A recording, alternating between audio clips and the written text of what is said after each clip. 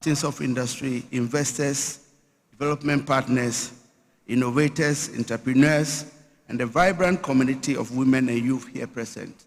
Ladies and gentlemen, I bring you special greetings from our president, who would have loved to be here, but for other reasons, he's out of the jurisdiction. Let me start with true real stories. The first one has to do with a former parliamentarian, a legislator of our country by name Honorable Ras Mubarak, and a group of young men decided to tour Africa to draw attention to the need for us to have a visa-less continent. They succeeded in visiting only 31 countries because they needed to apply 12 separate visas. In one particular country, it took them 3 months before the response to their visa was replied. And so I think using today, we need to drum home the importance of making free movement on the continent so as to encourage the wider market we are looking for. The second related issue is that when we took office in January 2025, a lot of people came to see the president and said, Mr. President, this Africa Prosperity Network series, why do you want to get involved? Simply wash your hands off, because it was started during the era of your predecessor. And I remember very well what President Mahama said. He said, and I quote him, Julius, Africa's prosperity begins when successive leaders acknowledge the good things being done by their predecessors and continue.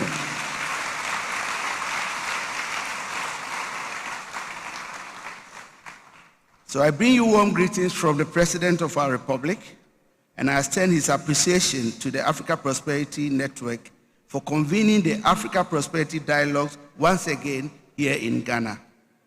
It is a privilege to join you at this consequential gathering held at the moment when Africa's promise is clearer than ever and our choices are more urgent than ever. This year's theme is direct, practical and visionary, empowering SMEs, women and youth in Africa's single market, innovate, collaborate, and trade. It is also a reminder that the true success of Africa's continental market will not be measured by declaration and treaties only, but by whether it's tangible to improve the lives and prospects of those who form the backbone of our economies, the small and medium enterprises, our women, and the young folks. Let us speak plainly. Africa has largely put in place the architecture of integration. What remains is the harder work of translating ambition into daily economic reality. Across our continent, SMEs account for the overwhelming majority of businesses and jobs, yet only small fraction participate in cross-border trade. Women entrepreneurs continue to face structural barriers to finance, markets, and technology. Our youth, innovative, ambitious, and digitally fluent, are creating solutions for Africa, but too often without the scale, capital, or market access required to enable them to thrive. If Africa's single market is to fulfill its promise, it must be inclusive by design and relentless in execution. That is why the African Prosperity Dialogue matter. This platform has evolved beyond a conference. It has become a convening space where policy meets capital, enterprises meet opportunity, and ideas are tested against implementation. It is a space where Africa's future is discussed, not in abstract, but in terms of deals, reforms, partnership, and measurable outcomes. From the perspective of the government of Ghana, our commitment to Africa's economic integration is unwavering. Ghana is proud to host the Secretariat of AFTA, and we remain determined to champion the practical reforms that make trade possible in the real world. Simplifying custom procedure, reducing non-tariff barriers, improving logistics, strengthening value chains, and investing in industrial and digital infrastructure. Here I wish to echo the words of President John Dramani Mahama, who has reminded African leaders that the African Continental Free Trade Area will not succeed on declarations alone. It must be supported by deliberate investment in infrastructure, efficient institutions, and productive capacity. His message is clear. Integration must be engineered, financed, and implemented, or it will remain an aspiration rather than a driver of prosperity. Yet, even as we pursue the practical, we must keep faith with the history. Kwame Nkrumah, our first president, warned decades ago that Africa must unite or disintegrate individually. The forces that unite us are intrinsic and greater than the superimposed influences that keep us apart. This was not rhetoric for his own sake. It was a strategic warning about scale, competitiveness, and relevance in the global economic market. Today, that call to unite must be expressed in the language of markets, jobs, and opportunities, especially for women, youth, and SMEs. Unity must mean the ability of African enterprises to trade across borders with ease, to scale beyond national markets, and to compete confidently within a single continental economy. So what must we do?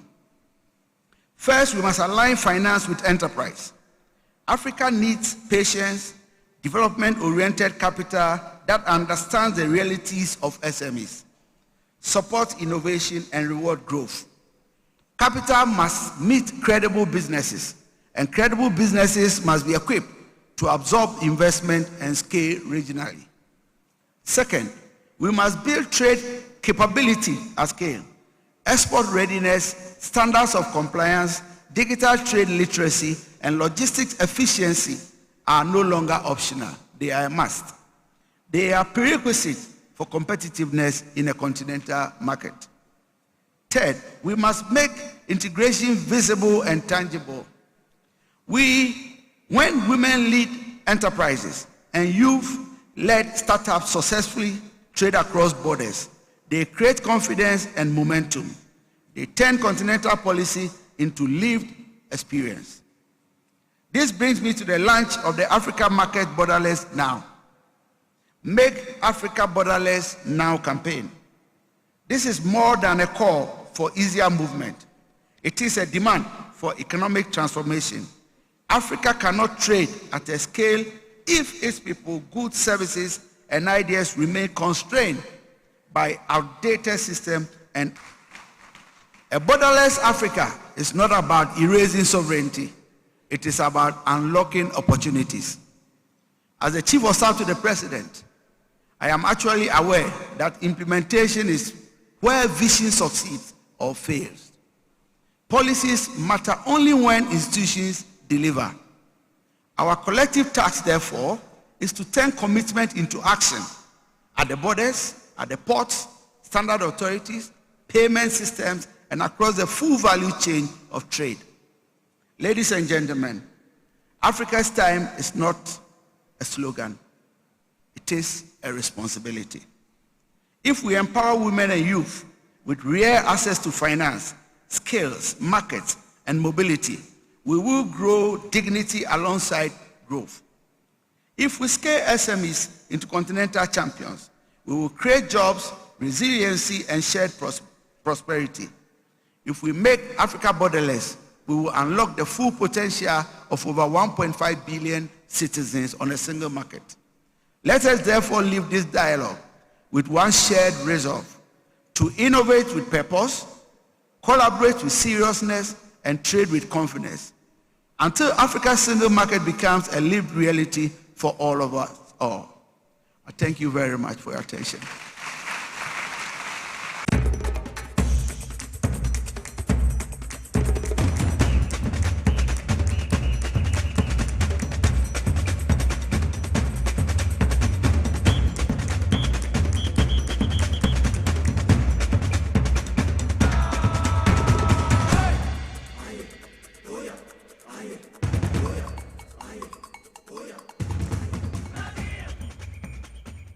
Live on TVSYZ and also on Power 97.9 FM, the hottest and the biggest conversation in Ghana inside politics in Edifie and City Hall 37 Bebrese Street, the heart of Accra, Usudi, in all the 16 regions across the country, north, south, east, and west. Baby of Abia inside politics and Obia 80 Northern Regional Capital Tamale Kesmi 107.1 FM, Boli in the Savannah region, them in Kilige FM, Yakowa, WFM, Yumura, Boko. Source 100.1 FM Wapa East Region, Zaps FM was Zebela na Pusiga, Wingpan Sampa Wende FM. If you want near Bubremo Central Regional Capital, Cape Coast, Adom Sounds, Kotokraba Market, Rich FM, Ewo, Asin Fusu, Yumremo Bono Region, Tiny Tipona FM, Ewo, in Sokon and Suma FM, so Ewo in Crown Quanta. Yebu Remu Hafo Regional Capital, Goso and Ananum 92.5 FM station with ambition. Sansun Yebu Remu, Ewo Sankor and Sua, Eduno FM, if Ekremo, Ewo. Yako Volta Regional Capital, Hawaii Global 105.1 FM, Yebu Remo, Western Regional Capital, Takra Denswa Sharp 106.9 FM, Neziama Elembele, West End 100.3 FM. Union Mo who FIO Global 105.1 FM, Muti Region, 3 radio stations, Nukremo, Pasake FM, Boom FM, Ojia Second, and Union Ma, New City 9.7 FM, Ketekrachi, almost FIN Live, London GFM Radio, and FIN Live Radio, Sanso, and Apostate FM, Virginia, America Memo, Facebook Live, Power 979, TVSYZ Ghana, Samsung on YouTube, SYZ Broadcasting. Meeting Eddie Mugabe Maase, Obetime Afreme Atan, Kolega Bigger the capacity man, support from the 900 million angels. And some of the first interview, Nebenia Randolph, Chumasi Ankra, or Yemrenim for on the CEO Edema Ghana Integrated Aluminium Development Corporation, and know Ebetuchon Komo 101, Sanso, and Dr. Andy Okran, on also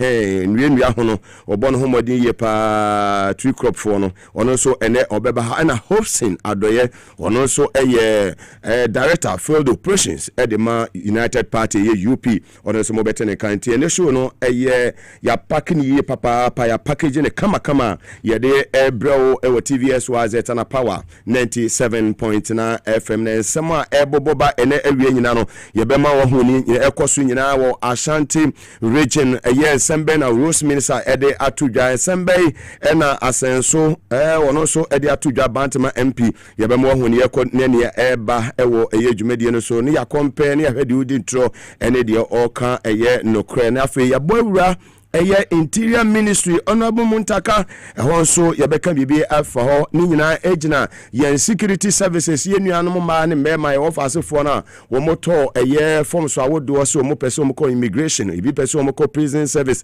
ebi pese mo ko fire service na keka ho no sem ne te sen yesi wo nya dan exams no online, right?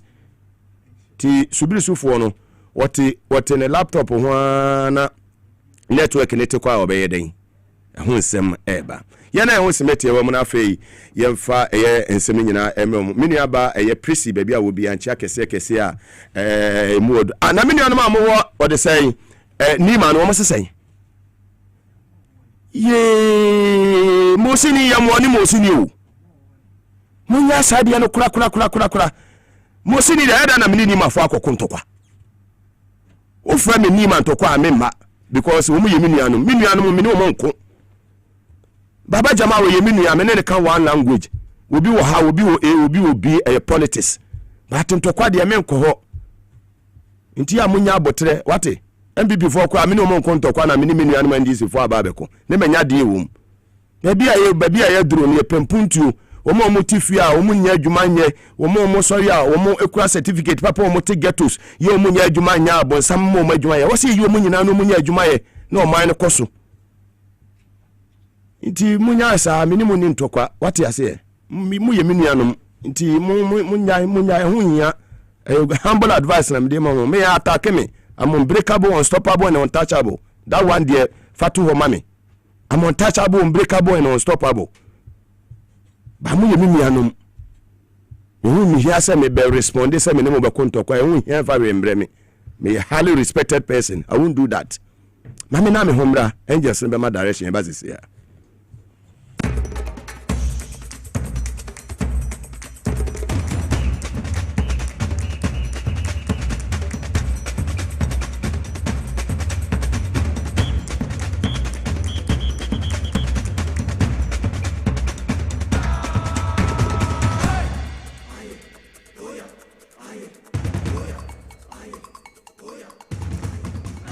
Power to the people, peace nima. Yankwaya nimna fe yanfa odokru yemom na yanya adwuma. Yesa samna sia 900 million angels support no efi omo ho eba. Ya nature se mura na no hye papa pa prisi mami mura from eye no website de na che ni si wo head ye na che se ne yetesem e de ama eye Ghana for north south east and west bia obefa bia no ene haya na bia eti na bibia so etimi ekonkan na ye dan ni a ye be hya ase e de free eye asante mantemu me catch you say at the bonia that useless man na wakotena fie no ene wo ko he machine bi otim wo Bordeaux e wo France we yembe she Akufo-Addo ho asem na making under the fourth republic open president here ne ho nimfa so de ma man Ghana wa be wasi en time ye president Akufo-Addo 8 years no wanya de papa bia amfa maye asante member bia ye furu ehye bia ye wo ye nyina ye nam ye swame be fa swame run about asa na yakoye secondary school ye ko school so okrumu bantama what you say na uhwe efri eye anomanye nkwanta wo de ya sha ase efri eye new road junction sa ba be piemu ewo eye anomanye nkwanta ebe piemu ewo eye swame o swame ebe si swame run about na kwa ne nyehwe wo bia ka kire Akufo-Addo say ye pay interchange bia ho ekwa ye nam so na ekwa ne kama ye northern part of Ghana tracks awodo enam wo from twam ko Benin Togo ene eye amama awodo so obia any problem ewo ho ye da so ye one day Akufo-Addo so person ye interchange ewo so ami Akufo-Addo akwa dwiri ho areas mienu Akufo-Addo dwiri ye ba ko eye Santase runabout eba Bekwai runabout ufiri wa na oba Komfa Noche teaching hospital na Akufo-Addo akwa dwiri kwa mienu we so ewa Santemantem ne free eye new road junction eba so am runabout no ebetimi atake 3 hours ekwan eye less than 10 hours eye less than 10 minutes wutimi twa no and Akufo-Addo kututu kwan so na me wo say Akufo-Addo ne na sense ne kofo mu ye useless a say ekwan yetimi kasi ye kwan na kwa mienu ni nyina no wa wo bo ya dwiri ba bia ne anya hwe ne de eye roofing sheet ejase ye de boda so ne de atwa eye so am runabout no wasi ate say ye adwuma na adwuma bia nyere ankoso mo fa me ko back joy news Akufo-Addo kasai say ansa no be free abem December 2024 no obe make sure say obe complete a year swami interchange ansa no free abem. And who was the sector minister for roads and highways? That useless caricature oka onim r and onim l sawo mo ka Eric o say Eric foni bi asenso bu ache no ena wa ye kasia ma wo ho ne to no wo swami anu oba kasa obe kansenfo e de akire eye Kwame Abuja wo bo adwuma na wuti wo fe ene wo yoko ene Kwame Abuja asenso bu ache ene wutu ni yenhu skana ba masese no mo disikano skana osamode interchange amasa temai wo bia wo ye Batmani this year mutie ni Batmani this year asenso bu ache wetimi ama asanteman wura utufo se to ate kokoso runabout kesi a chese all Africa ha kan runabout so ha so am runabout ka hobi yetumi anya so am runabout anfa sha asanteman ni munyam yetumi anya Santase runabout anfa sha asanteman ni munyam mofa Joy FM we no mo fa caption mofa ento so ma me Joy FM wo mo na report to sa news no Akufo-Addo kokasa ya wo se obewie so am interchange by December 2024 sene ya tro no wodie ne ya tro ene Akufo-Addo edie ene sema wo ewa ha Akufo-Addo assures completion of Swami interchange by end of 2024 where you Ghana web me kasa with evidence me kasa me ma source sa kwa ha obehu de meka no wey Akufo-Addo that useless man e obedi Ghana so for 8 years enya no so mfa so no wono na ma that assurance Akufo-Addo ba be free wono na yenya hwe yemfa cement kwanto fam one bag kwanto fam say so amira na about every ho de wire ne so mu de roofing sheet en chese de boda so bi no mu de atwa ho nyina hia ena kante ne hwe ne noa ena ayimuma eni kusie ena na agi afa enei asenso bu acha nya no e ba beka se expressway kwa ya Maase atema no ena se be kwa kopio mu Kumase no eno ho hia so ami interchange no ya ban we ya ba wa kire say 18 months busume makomako edun wo hwe ya wo ye nim no omo be make sure say so ami interchange no omo betumi awie se de be ya ebema eyetimamufuo ya omo wo asantema temu enkankan ene omo wo breman omo wo boa ho omo wo afranche omo wo ofenso omo wo boa ho omo wo eye akomadan omo wo eye techima omo nansa akwantempo no so no omo ho ebetumi ato wo mo enei yeda sori ya asenso bo akene akwadabisi a wono no obetina so as a sector minister for water resources west and house ye hu de oyeye ye de call roads and highways ye hu de oyeye Akufo Addo aside the papa wey edi na chia na nam na campaign wodi mu titiman ebesi na ye hu de asenso bo ache wo ka Kumasi asema eya no aka ni yesa se ho ne ye nyina ye funu matuo mi wie school Adventist senior high Kumasi Adventist senior bantama asase so na mi wie school Swami asase so na mi funu maye den ehye etiniema amaye no mammo mbebre asanteman kuro because ani amafu amoye ye wasantemam wo hwete bia kwan na wo hwe eye kwabe ene ne patamu akwan na wo de compare Asante regional to Akufo Addo no onye nipa wo ye nipa papa me ka without fear or favor wanye obi oba adwene sa Asantema wo ne pa bia de man enuti na ma Asantema fo no wo ma to aba papa bia fa ma MPP no na ban papa aba ye nya seta minister papa minister wo yi akwan minister ye fra no onu abokwa me Abuja ne de kura na government sa ka ho amammu papa ya chese wo ba yi akwantimpon ya ne yi akwan ye twesika big push wo sika se kutu se bam ye twesika de ato se ye de ba bewie eye Swami interchange na sanso boache a wono no wa ma mba ye adwuma na sanso boache na mfaso bia ya hunya Asantema nya mfaso some ka sansantwe ni bi ko bisa ne se eno was it on is it Bolare? I feel say Bolare, right? That was Star FM. Yeah, Bolare be sound say on man near mammy achievement 3 in Asante region. That useless caricature no where to me and marry. That 49-year-old boy no where to me and marry. And then when you know when your audacity ekasa ewa kwa hu Ghana. Useless caricature do want say na be say. Yeah, Asantema futuro ne ku Asantema. Wo mo mesi ada papa ewo Swami wo mutimi tena mo fie futuro ne ku mo. Asaso ba che ye no an say na be say. Ye tie se mo kan no wi a Masadi Jatwi ato. Of its recent announcements. 1. Selective funding priorities.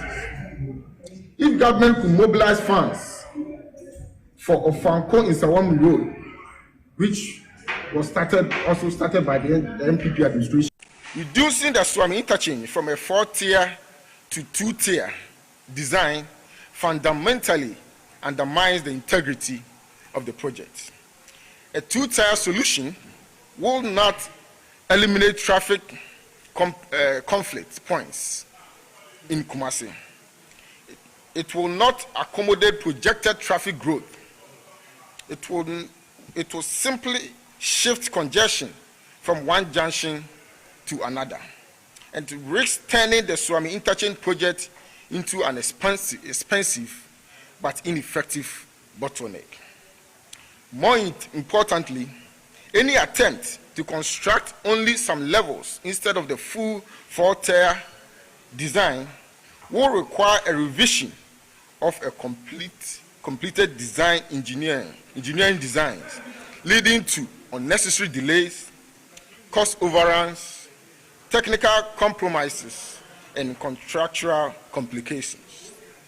In urban transport engineering, under-designing is often worse than doing nothing at all. As a form to useless ones, as a form to how many be omodi jiri jine nechi nyansani na nyansa for 1 pp mu na ekasa yo nyansani 1 pp mu na ekasa kuri akwan ya joma ama ba yi afi ba ko pe wasate awoyi wo Ghana ha wo de ohun hwe kura no se wonam eye sawam kwan so awu hu bi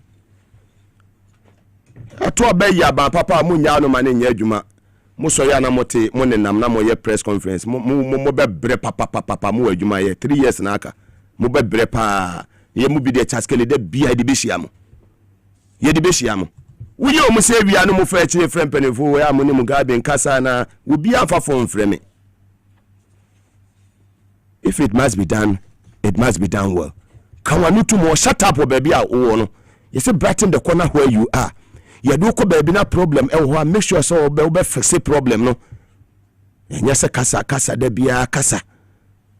Anu bi bia why na adwuma se why na adwen se niswade hu woni ni so obeboa baby a problem se wo na afi yenton yete na ka evako ka mo ba beton yete na ka to ka mo ba beton akoronfo thieves ene kowe koto na kowe young man I find Edmond Combat lawyer no kowe adwuma wo bo ho ko what they saying Ghana Integrated Aluminium Development Corporation kowe CEO babunu Randolph Chumasi Ankre nei or best studio high life wa ba better studio high life abecheche ne ekoso ho no kowe adwuma wa start a wo ye wo ho ye de no ko ho na nsen ya akrofo asefo jesi antonton to na moton scraps board members na moton scraps edi akrofo asefo 6 years more to me or the team account akrofo asefo ena momo sori nam se mo SAP power aba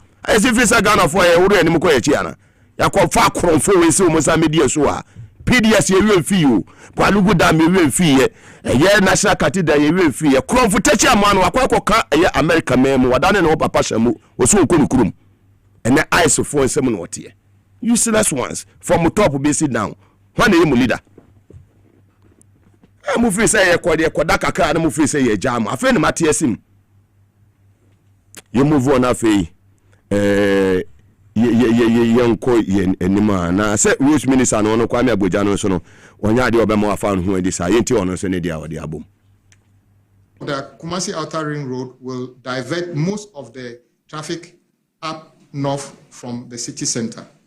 Swami will therefore require less capacity than previously projected.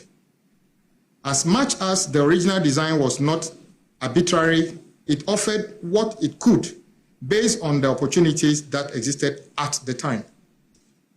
And with the construction of the Outer Ring Road, an even more appropriate option is being offered. He further explained that the original design of the project was riddled with challenges. It also was designed to traverse sections of the Kumasi Mall land, which also had complications in terms of impact and potential compensations. It is important to note that these costs were not included as part of the project costs as of the time the project started. Kumasi deserves better, as he puts it. Yes, indeed, Kumasi deserves better. By the way, President Akufo-Addo declared that by the end of 2024, the Swami Interchange project would have been completed and handed over. So if my colleague, Honorable Asenso, had heeded to President Akufo-Addo's own plan, we shouldn't even be discussing the issue about whether 3-tier or 4-tier now. It is his failure and the failure of that government to deliver the project. And we are going to deliver that project for the good people of Kumasi. That was Honorable Kwame Aboja Gavins, fantastic Rose Minister on also Nedia or day at all. Nasa Kumasi de into me unko na Nyansanisi Akasa Wonepa. Oh, Muntin ye. Yenya 2 ministers here. Bako efi Framantamu voter region. Yawe Rose Minister. Under President Mahama. And yenya Rose Minister. Na oye akaniba ufri bantema.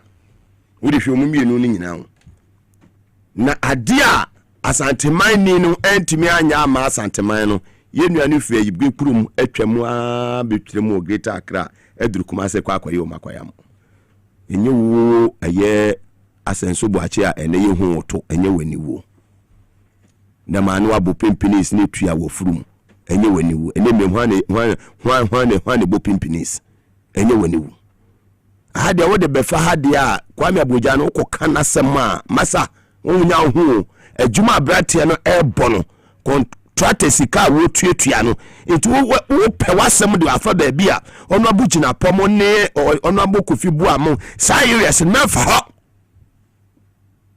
wo fa ho a eja be hyew Yetie Kumasefo, Aluminium Kumasefo, so I'm a Breman and then a Patamono, Yetie no Monsoka. If you know you have, you want to continue the way it started, but don't change it. A fan of 3, for that money that you have for now, that's what you have that you can do. No, you should hold that money and get loan and add it to complete the contract. If you say, I buy and you see how you can buy now, a year, send call any phone. Now, they say, no, MPP are buying echo. And change of government Friday, Abba. Into a buy no buy or share beer and a whole day one. Not a train will beat me. Yan the best answer train or you. I come in, crack a book to be a book to be a catcher, a papa John Mahama said. Treno, or you two cry at the Nasi. Or you two are never the Nasi. Very well, not just said near Ecoso, Asante, Mantem, and on live on TVSYZ and also on Power 97.9 FM. May I see you at the a year Ghana Integrated Aluminium Development Corporation, a year lawyer Randolph Chumesi Ankara Ewo Sidiha. Now, son, I'm call a year lawyer sono. And the education sector ho Mekasaka Krao. But President Emmanuel Ninko. President Emmanuel Ninko a year education sector. Near young conform. Near we say Bibia ye come wana. Monko down deep. And we say Bibia ye come Bibia de Danakoyama na. I don't want to mention specific areas. But what the young education ministry, you know. Yanko down. Name so much penny deda education you way in charge of this. Woman as appointment in president in here. President Mama and I before any investigation. I'm head down what say a month will be tete, a month will be far who dear so. Ya Momo Majuma ye de mana. The angels want to know. Moko down deep. Namo head ye koso. Na mo fama so ento form say ebeboa ma na emwa na say empanifo wa Jubilee House ATM ya Interior Minister mo twene memo say afutu obi ho a mo fama no, he is doing a fantastic job. This one is coming from the angels. Meka ebi mo beye okay, ebi mo nye okay. Sa direction no the angels na be ma me no. Eno no say me betena ha meka. Me kwatwere bibi fufuro bia mfiri baby fufuro bia anye den emeka ho. The angels no aso abofo no e de be ma me no. Eno an wo say me betena ha meka. Say ne Cephas e bo adwuma, Cephas God bless you. Wo bo adwuma no. Sa pepepe na me betena me so say me bo adwuma. Jenita ne teach ma no akọ service. Ti Cephas God bless you me say wo twaja natum. Yonko yenim. And the message say, we a humble appeal. Say, empenifo ebetiemia ma backfire. And son ma back abekase Mugabe ekan. Me pese obi ade me bo be mami. I want my brother Muntaka to succeed, but I won't take advice. For once, won't take advice. The American can be. Ma me pese ebesi na besi be wie no ye beka se Mugabe kan me pesa nti we mu so anu ansa na ye dan mu so anu kwa na esi mutie ni ye tia na ye se ye kwa akotwetwere din ye be fa amanfo e wo soja mu nti wo mmra ye ewak ni pensia ene kowu ye mebo a monka kire msa mebo a ebi aka niema toto na kwa mu said ye adini see ye no you see as a very good PR man. Oh, don't sit down and let the problem come before you find a solution to the problems. Put your contingency measures in place. So put those measures in place here. Problem never will how to solve the problem. Obetimi aso anontem. But what try na same year wo so anu enye yie. Where your humble advice. One more advice me say. Fire service, prison service, migration service, police service, and so that one mobile bay no yanya no online ni nyina no e be backfire mo market ne Yes. Now about prevented to do na we mu to forms no. Especially when we won krasi no. And now will be any MTN problem. And that will be any internet problem in this country. Say ujina akura wa nipa no kura no one ne chat na yeden na internet na yeden na teko. Nipa dodo say na one laptops. Ya o mo camera any ade a o mu betimi de asi wo. Me nuane mo wo tepa so bi su twa bi di ankase.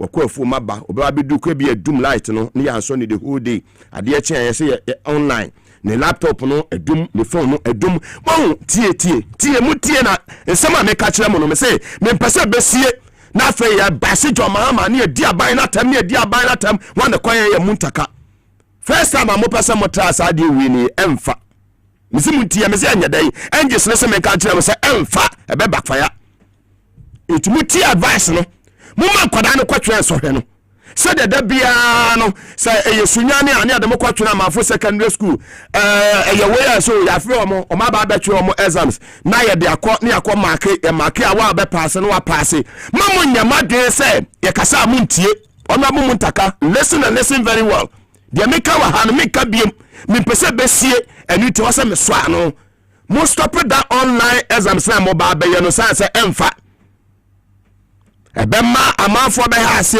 ya nom radio stations ni be take Joma Hama on say Joma Hama bawo amam papa say who be ato see at all post for forms ye advert in the Ghanaian Times and a graphic mu ni obi a wo say that way yes ekoye way ni amam messages that way ekoye way bibia ya transparent test mutaka wo ye adwuma na mana ye frame so last stage no kwaje ni mpase ma wo ni Joma Hama please take advice. Meka biem meka nyiska meka nyetoku na meka nyesempoa wey efri angels no na mede mamo mesemo ya be backfire Joma Hama anyi dipa aso abofo ne se meka nkire mo sa post for exams prison for there fire service in immigration interior ministry na shaase anya no bi na soja for no koyeye mamo mesesa he mumu gotra classroom no mo tre no we say ni person na upper police service no one year cameras ni wa online no wo mu ba disappoint mo me say kwafo no mutifie o na so no omo ye adwuma wa underground wo say dana mo say mo ye exams no wo say service no betete akọ kwada na ko na backfire en ye kwotena ase na afa ye interview mo wo dia na ye dan me metwe na network ne te ko ye na afa wo mu ni station so mo ba ye say adwuma no ma plan e da ho me se me pese besi na mo beka se Mugabe kan me mpe mo so ano mo stop it online the presidency mutie mi a mo fa mo na si wo amwa network ya kwaso yi MTN nipa na te wo che na kwa mbese me be fire MTN na ma wo Sam George no onu wo mo kasa network ne nye wuto de ta so na asa yesi akoya online exams ye tena classroom ko atwe ne course na online munya asade ne ye please with all due respect and me ni hasa me kasa tia wo bia me wa hasa afutu a angels se me fa ma wo adwuma muntaka ebo wo interior ministry no efe keke but ma mo woni mkugu ase e wo last stage Islamu bebre Islamu bebre mama mani mgu ase mba 12 minutes to 4 high TVS was at na power 97.9 FM afi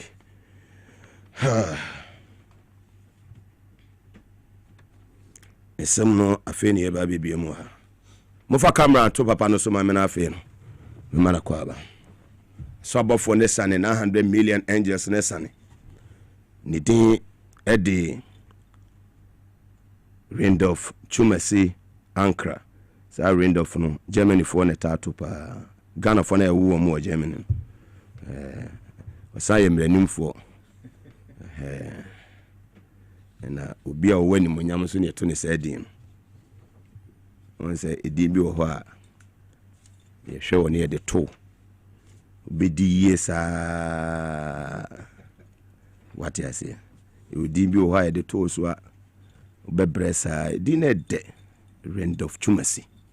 We see you, Chief Executive Officer of the Ghana Integrated Aluminium Development Corporation. One ni enya na ha live studio high and then between and come on and there Tuesday 3rd February 2026. Obenye me mwakwaba. I'm official person. I think committee. My council, the Bibia Bokodia. Oh, Yamiadum. You're looking good.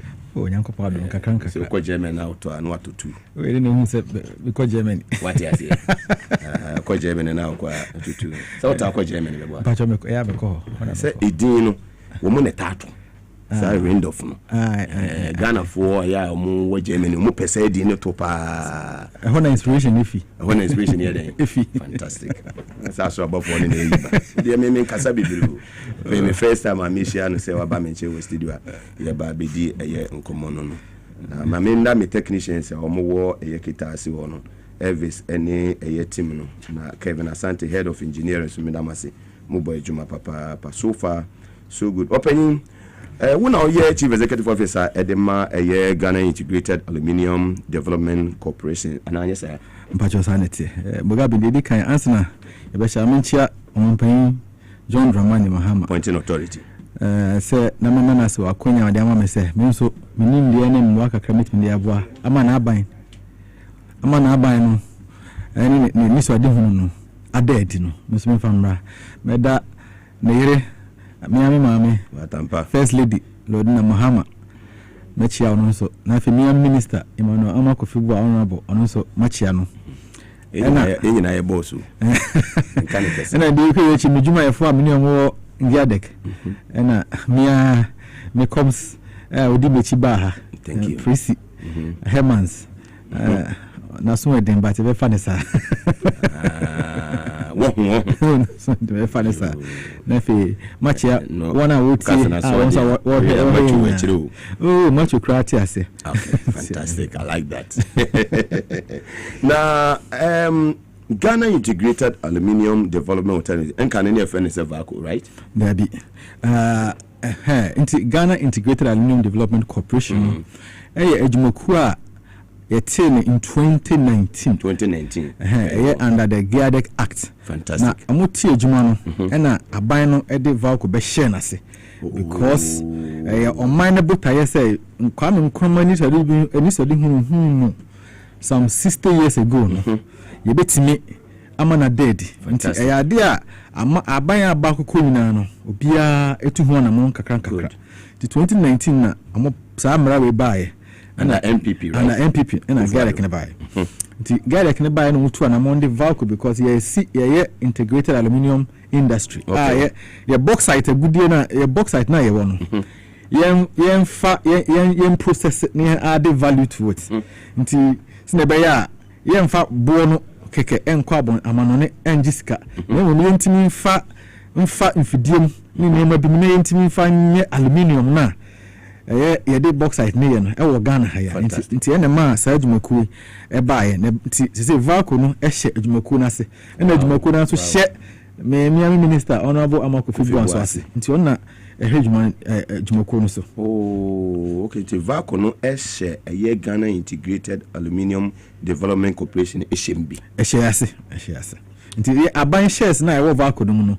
I buy a dining Nama, Jadek, and says, so, as I say, at 2 seconds, Jumadie winning the shares no what media yet Jumadie na pesa we na be bo man na money to 2 pound and well into usually deep yonko deep into a year baby awo no dey na mo ye minister woko tama oil a year refinery ye de crude na man for de ba na che say ya na ne ayeden e de amom Ghana Integrated Aluminium Development Corporation dey na mo ye okay Inti say ye fat mrana ye de tie adwumakuo na America because see your mini papa so combat Edmond combat mini papa me kai Legon days SRC make mini papa inti one brother no be sana be catch you inti ya de knie adwumakuo a aban Ghana for power ne say bauxite na ye wono oman no ya export ye raw materials no resources no ya exporting too much for very over 100 years they be aye de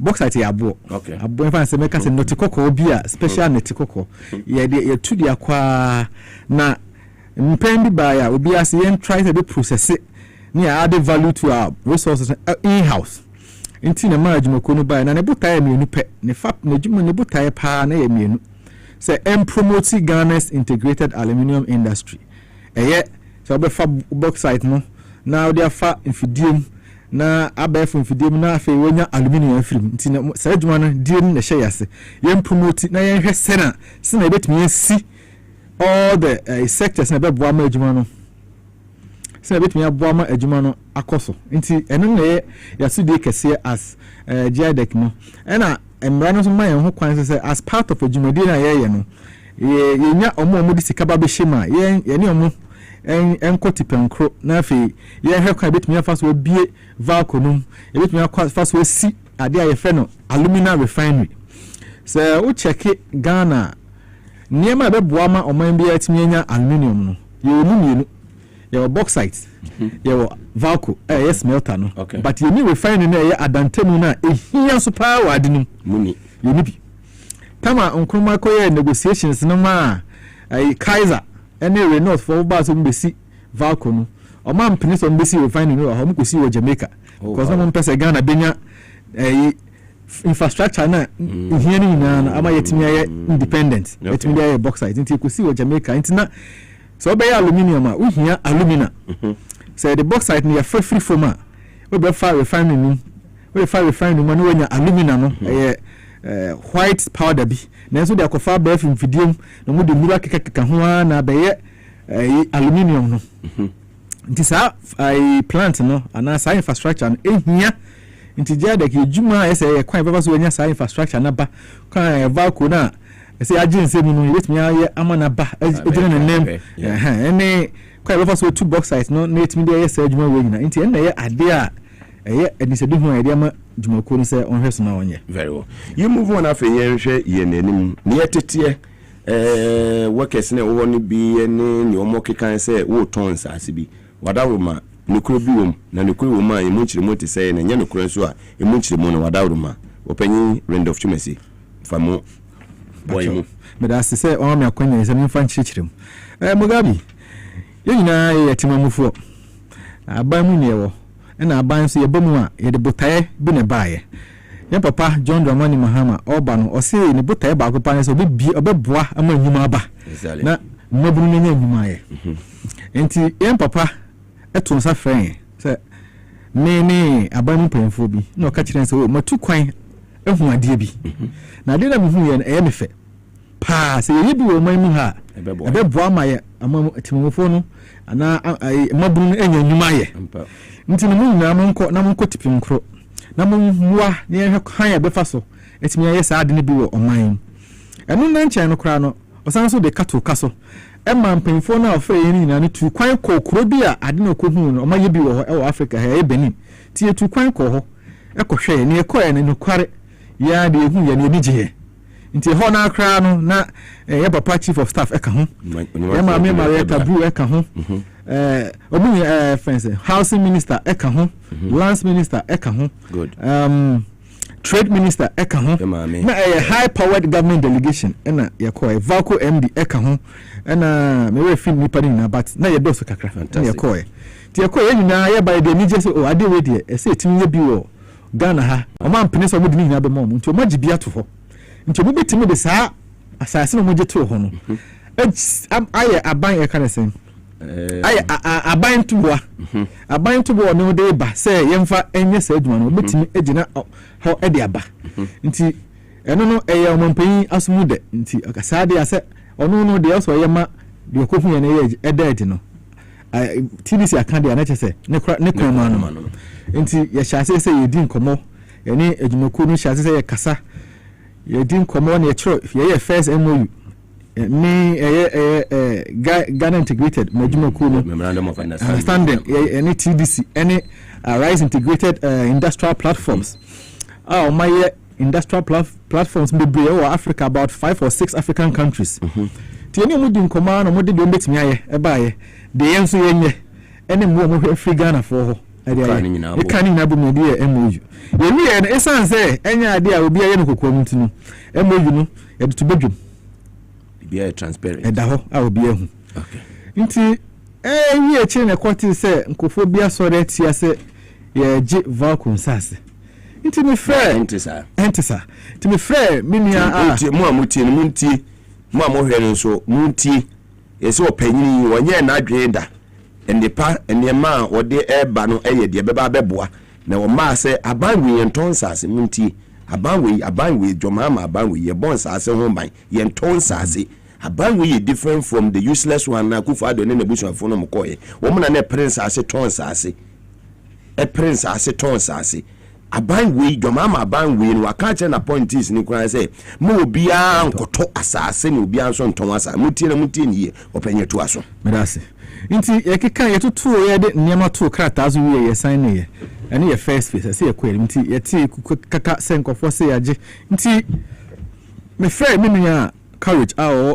TDC na say ni say na ekoso na ti ono sending krata ni na edemame from the SC from no nti krata ni ehwemo na mu say na sanse mo kan kra say asase na ye de koye adwuma na enye TDC dia na ye valco dia no enye no kware esan say krata ni kire say asa 2017 no kra no valco no chiro koma TDC ni say o ma ho akwanya na nka wonsan nya new lease e no ka chiro say da bi onu ntimi nye na 2024 2025 kra o san so chiro krata ka chiro say asase na e fa bi wo ho magye e ye beye aban mpuntu juma enti no say e de beye aban mpuntu juma ye de beye aban mpuntu juma dia so ye de beye aban mpuntu juma dia adentina mo kase asase na nye TDC dia nti o de nkrata ne bobae me so me hwe agya nyankopon adaroma me ye lawyer ni nti say yen kan nkrata ana mra sem dia list met me ahwe ameki some reasonable deductions to me kan ya na me say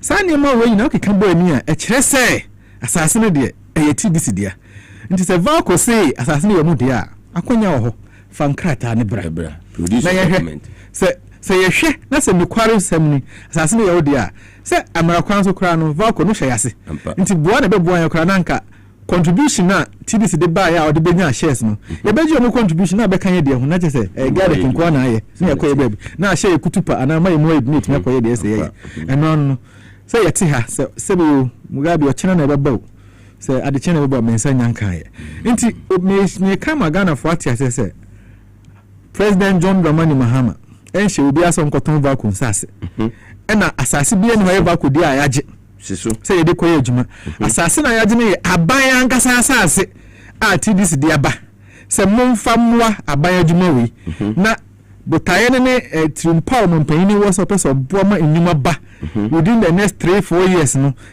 ama mabu ne nya adwuma ye no momfa de enso ye ntoboa na say ya sore nka be say collection ni ye offer ye de ba na ye ntoboa ye de ba ma adwuma na koso enini asem ni tietie wa ni nti say so obi sore na so say asase ne dia one enya no kware because nkrata na wo say ni kire say TDC dia two asase no kra no enye say omo de ma investor no aban wo mu bi aban no na ntifo ye je adeke wo ho TDC anu asase no hye din so e wo ho e na investor no aban nti nyuma ko mi san we ye de friend of focus na beka say ye no collaboration and strategic partnership de develop asase no into industry into parks industries beba business industry be bro ankwankwan no be bre ama ebie nyuma ho akwan ama ye nyina na ye san ni bukurasi ho aye aluminium ho adwuma asase no ye nton say asase no kra no ye si ye we de ye na omo de ma industries no betu ya rent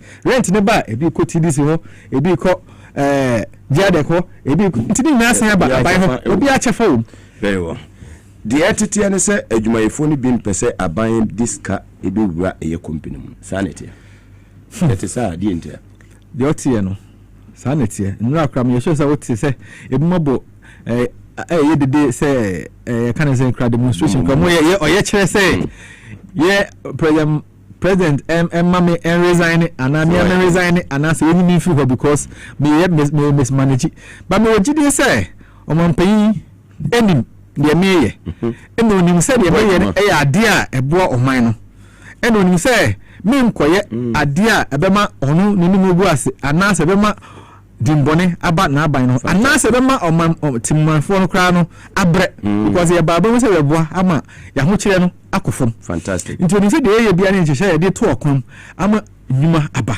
na asem ya ade aba se nyuma efo so omon pese be enya ade a amai aban aba ko nyina no etu ana mo so beboa ama valco se otetema ana we bia oni mebu otema ana se wo follow valco history abe mo se enka ntete no na valco ebo valco dia ono bi ka chese me ye adwuma valco na emu edu obi ani say valco dia eno ne o man ne fapem na so nan say we dey obisa say we dey next door neighbor obisa obisa be situation nti aban na atena say no adwuma na nkasa kra na efiti tete no kra na nya aban dia esan say omo na eyo dia no nkruma Renault ne Kaiser no omunya omun sensem wo US na mo so omun ko mpe adwuma ne bio e na aban bo 2008 na abeje na obeje no wo so ma e so ko mu bu nti no aban se mehia mwa nti se wo ya nkran na so wo sika na wo technical expertise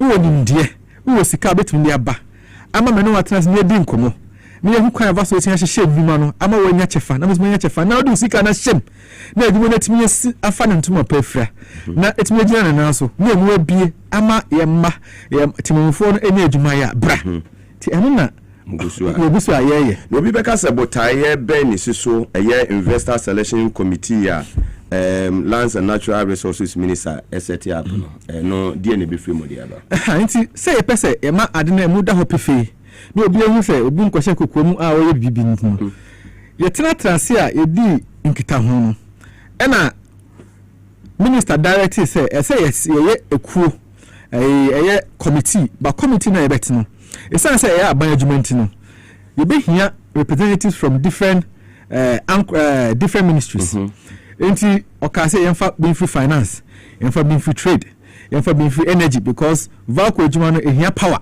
enti wo hia energy rep ho okoton marketing so ton man ejapade anase make say ejapade a ebi aman no ton aluminium fi aman no na eba nti ne fa trade and industry ebe hia mu a lands and natural resources box site na wo hia ede koye aluminium no e hyenase nti fa reps to free hemra na fa valco for na nkasa nso mu for reps emra na ye adwumako na heso ye fa reps emra ti de reps buy nipa dumienu 12 na aban no minister ebe ka se mo nipa 12 monko hwehwe nkrata eye jade kanya ankofo pese mo ba ne aban be don no mo civil konoma ne yeye no mo hwehwe na mo toto o ma no na de mo dwendwen ho a mo de kwa dwendwen mu a e pass mo mo se we wo de hye ne sa obetimi aye no mo ntu yefo ho na yentu ana mo nti ku na ote ye no 12 member committee no mo botaya o de mo mo no mo koyo mo juma bae very well Valco no sisi na ya kese in terms of infrastructure and technology any output no the current state no say ni city oka bibin say bia wa sheda na opese oka ebra na se but say we nipa kwa na 1967 na pacho we calculation abi say unfi akwanim kakra mpomo yemre machines ni fidi a Valco ho ni na P69 and quantity machines. Kwame Nkrumah pencil. And then when you modern, more efficient technologies, D18 and even better. Yeah. And you know, oko we say 5 lines na Nkrumah mreso mu ye no. Ba ko pe na ejuma. Okay. Ya kan nyina mini asai. Nti ehia se ye tu anamo a ehia se ye betimi ama 1 ye de abefo mfidie papa aba abesisi enyumanum I want it me afa ntoma pa efra because you take a step within the shortest possible time because 2022 year 2022 year just 3 years ago Valco we closing it down before that no crano I think you check records no more closing Valco down be 4-5 times within the last 10 years into na nya dia ne fact be the original US say no original pa into say abai si yankoni he obi obunu beba e de kato kaso aboa ma yetimi ani ya e wo se nyina ye bem na ehwe sine betimi ya in terms of modernization you know gadek ye Valco no dia na mo here to make sure say bibia betumi ayekama in terms of modernization nti say mpacho aban a kire basic technology a ohwehwe okay nti basic technology na ohwehwe eno na ye de nam nti say nipa na wo ba na say o kire say basic technology na aban pe no obetimi de aba ana de de ba eye chain de aban pe no nti wo de ba nti ye de kana say mfisa me ka say Valco ne ye ba say nipa nga be ka say ye ba ni nti ne ye ba ne ye pe de be boa ma ye ba ne timi enyiye no so be sebi nipa titiri e wo manum ene wiase afana hina nti juma ye de ke buta ye de wo mu say ye make sure say aban anansifo no anamon bi a yetu na ye aban ade a ene aban mbotaye ne aban ni so de hunu no ekoti penkro na mbo abira nti eno ne anamon a yetu. So currently my production capacity of vacuum no yes. So say no from records no and I say no target in the years away. Nti vacuum no see in 1967 na expected production capacity na say 200,000 metric tons of aluminium afibia. Okay. So say 40,000. You stretch it ho 40,000. Wow. Nti no aban krata money aban komodie na cost no say you say moving from 200,000 kra e be 300,000 in the first phase na fe no se sika ba na eduma na fa no to fra yet me increase kra ko 800 capacity because so be the sika be 2.5 billion be see refinery no produce be 1 million 2 million metric tons of alumina afibia and so man assurance say Valco no betimi afasa alumina no e dey process it to Valco to aluminium nti eno no hu adwuma no na ye nti your expectation is say ngebe we bia no bibia bededin no na at least Valco answer na ya papa John Dramani Mahama be free office no na at least reset agenda what me reset Valco am no so no production no akoso from at least 200 main plates no to 300,000 this are resetting no there ade a e was ye emma etimi tumpon eti adwumayefo a omo Valco no you being the CEO Edema Gadek no dear assurance na wode ma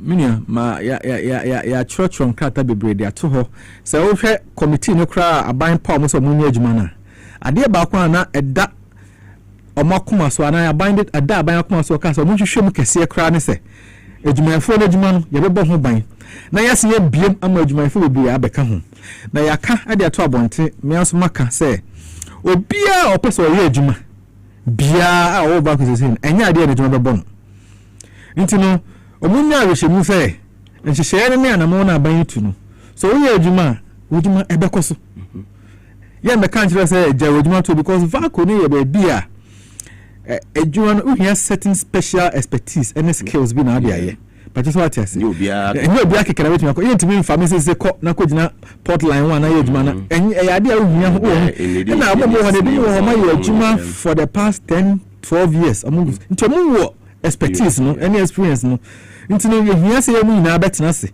na obemu kura as investor onu omo be ye adwuma because aban you also be protect you omo tunu omo be ye adwuma na de nipa no bia ka ho na wa rely on omo kura omo training nkofo omo bem sina be ya ye in country expertise no so ebe kosoro ama in terms of cause we check here some pay a training now Valco a lot of leading expertise in the aluminium industry but most of them have been pushed you for that before moko emos for that before moko because yetimi nya adwuma na nipa ne te ha technology ne ALS nti mpunto ne nimdia no from hono se wetu ne kai osanso adwuma with best technology this technology na wo ne bi na abansi yakofa mbra but what I say now about obibisa say purpose any benefit ben any be free a year $60 million a year facility agreement between a year Jadek any a year Metalloid investment any a year GIBDLC. Okay, so I don't know there. Mr. Maker say me can you do me no say make say you hear bauxite. They say you say bauxite which me a process it to aluminium. Yeah. Na ni money you need refine me. I be adwuma. Okay. Into ye tututu nema wa kwa mama yesese nema masa nema ni na ba no. O say obutimi tu anamo abema investors no. Abu crazy kabeba no enya confidence we mu say Ghana cry some more good quality bauxite beer we be say ka kwasha muka ntino yetina ase yesinkonya dwendwe ho say eni manimu ye adana ye nkopa bosia bi na bauxite reserves na we ho no ye mfa sa bosia enhyemi enhya say ye tunu kakra e dey call world market because ye mandate no promotion ka ho na ye promote Ghana's bauxite Emma nkofo mu say oh you say dey na papa say you say and Guinea nko na good bauxite na Ghana so good bauxite na etimi ama nkofo ani aba ana adwenya ba yen so ama yabonti ekoji ye ne edumakue ye ne mu sha nkomodie na say somehow around May 2025 nti nkomode no course abe 89 under this new administration Mahama ya ba ya yana mo shenkomode ase be May ti ye koba ye senior documents nti January no muti asese ye ma na ye sign na mo fasa sika we mine yan fan ship bauxite mining na yan fan shas na intimi ton na sika ni ze bi aka ni na say ye adwuma na eba nti say ye ba na kura ya me kopon ya aduma match bi beba because I say any take steps no say bom very well na just say enchima wodi ma ye die moda ho papa nti ende ye nkomo twetwe ni nyina no ejina say bi say obaye o tons obetons ase e bi baye say obebere adwuma na ase nchirimo ade ama ye nyina kire say reset agenda no na odi akopi and one am dey pio because I say reset dey bia so na so bone David adwuma no so no de wo say obetimi aye no wo say ema ne and one ye na Mugabe de nti ankofo e ka say tons ase no mo because enye ade a okokwa mi say me the Mahama family aye adwuma che ina so bi say hininya say ninya na anu say hininya ne ninya so bi pewa obi peso onye o true short as o mampenu ntimi nya ni so the family so e kam ya aka no because obi ani say be ni me kuma ma ne lawyer che me ni omo ye adwuma me sura mitifie nti obi ani say sa na tie nti so ka say ye ton sase a me mu so obi the letter beto abonten o say you need leader for Valco say what is say ye pese ye ton sase ma Mr. Ibrahim Mahama o mu so mo ye sa ade na ebe kachi emu ka ebe kachi fire na akọ because o ni dey bata ho na dey o ka say o ha asa o ni dey bata ho a ebe take effect open no anything ankofo etutu sa ansem no abonti ya no mfo na ha kire no moto ayampia no ba ha ka say o hey ya fro wa odi nti mo ba ya to Ghana fo nyina so presidency wa ha no muti chief of staff office ha no muti ono na fidi mu na aka say gu party penny for ha no muti appointing authority na ha no muti ha ne ma melody neti Ibrahim Wachimatu odada Kofi Wachimatu oti te de ba sembe opanyina assurance ben na odi mo adwuma fo mo ho no minia unu muti ye meni omontem eni bone because say be say meni mo bia na be adwuma akoto ya no mfo ni bi wo ana enu de afa na bi ahwehwe mu be de mintimi nka say we but be say fi bi ale say say o ma na sha say de na nti ni say ye den a ade anamo na wo tuni say ede ebe boa na se be me kai se me ka da fidie bi say minti ase de nti a ebi mo take sa position yes because ade a aban kura atwam etu ho na mo sa mre no wanye demonstration na se unions say they talk wo unions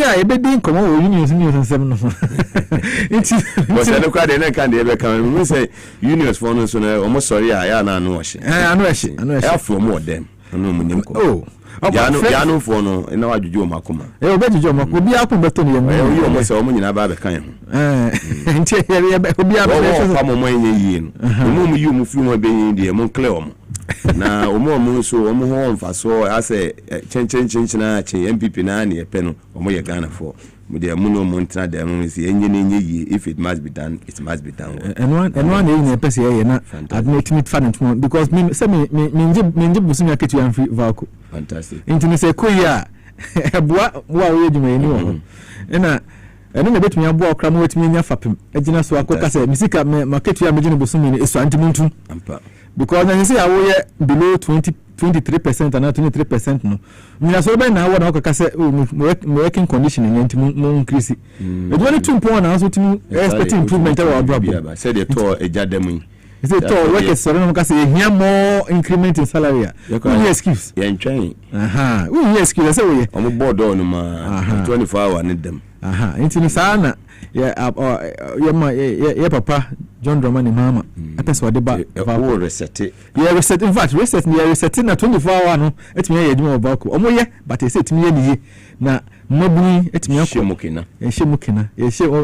ye mukutupa na etimi akọ fantastic like that if you be a mensa omo chiwa fui omo wo baby ayon fui baby obeko bia omo what's your fish omo nyina out baby omo bia so mo ha adwene konsense kuru omo mpa o my way ti me de bia meka se wo ye leader na person o succeed a eni se wo de sankofo wo kotena baby ba ko se monum nsu ana se adwene boni wo mutirim akonfam ho kora wo mutumi kum nipa a confirm cry yenya confirm baby baako bewu baako yem betu sese obefon saa no so an we yetim so we very careful maybe inside the anunfo we call education ministry bi she ho we call lands and natural resources bi she ho but mu hwekwan am befa so a mo no mo ebeye adwuma kama na o man atumetumpo di message ena mpenifo a etie wo ewa aban mu ene adwumayefo mo aso ye ho no we dey mo ene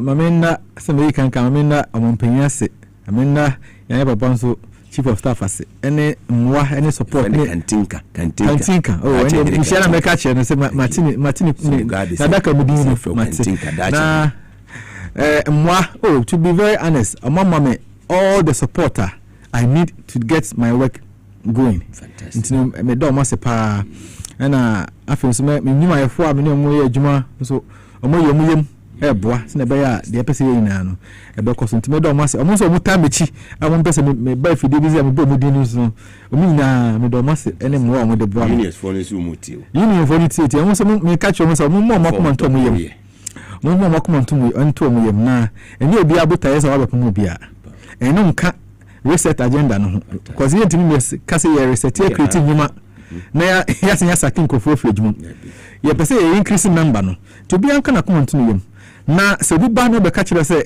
se na mo ya bisa mu ye matene ye fa anya se bisa mu ye se ya de ka sign krata de ato abonten a eno na se ogina so de ye nkomodie ni obi ka se metie wo ha no se nye official communication a me fa anya adwuma nti na me ka kire mo se amu nkoma komontu yo na ebe bibia ebe boa ama omunyuma no etumpon ama mo so bia ho atom no obia mepam obia ye nyina ebe ye adwuma so mo pese mo ye adwuma de ye nyina ebe ye adwuma ama bibia awie pepepe yo nti na me se ka kire mo very well na je se mote eye Mr.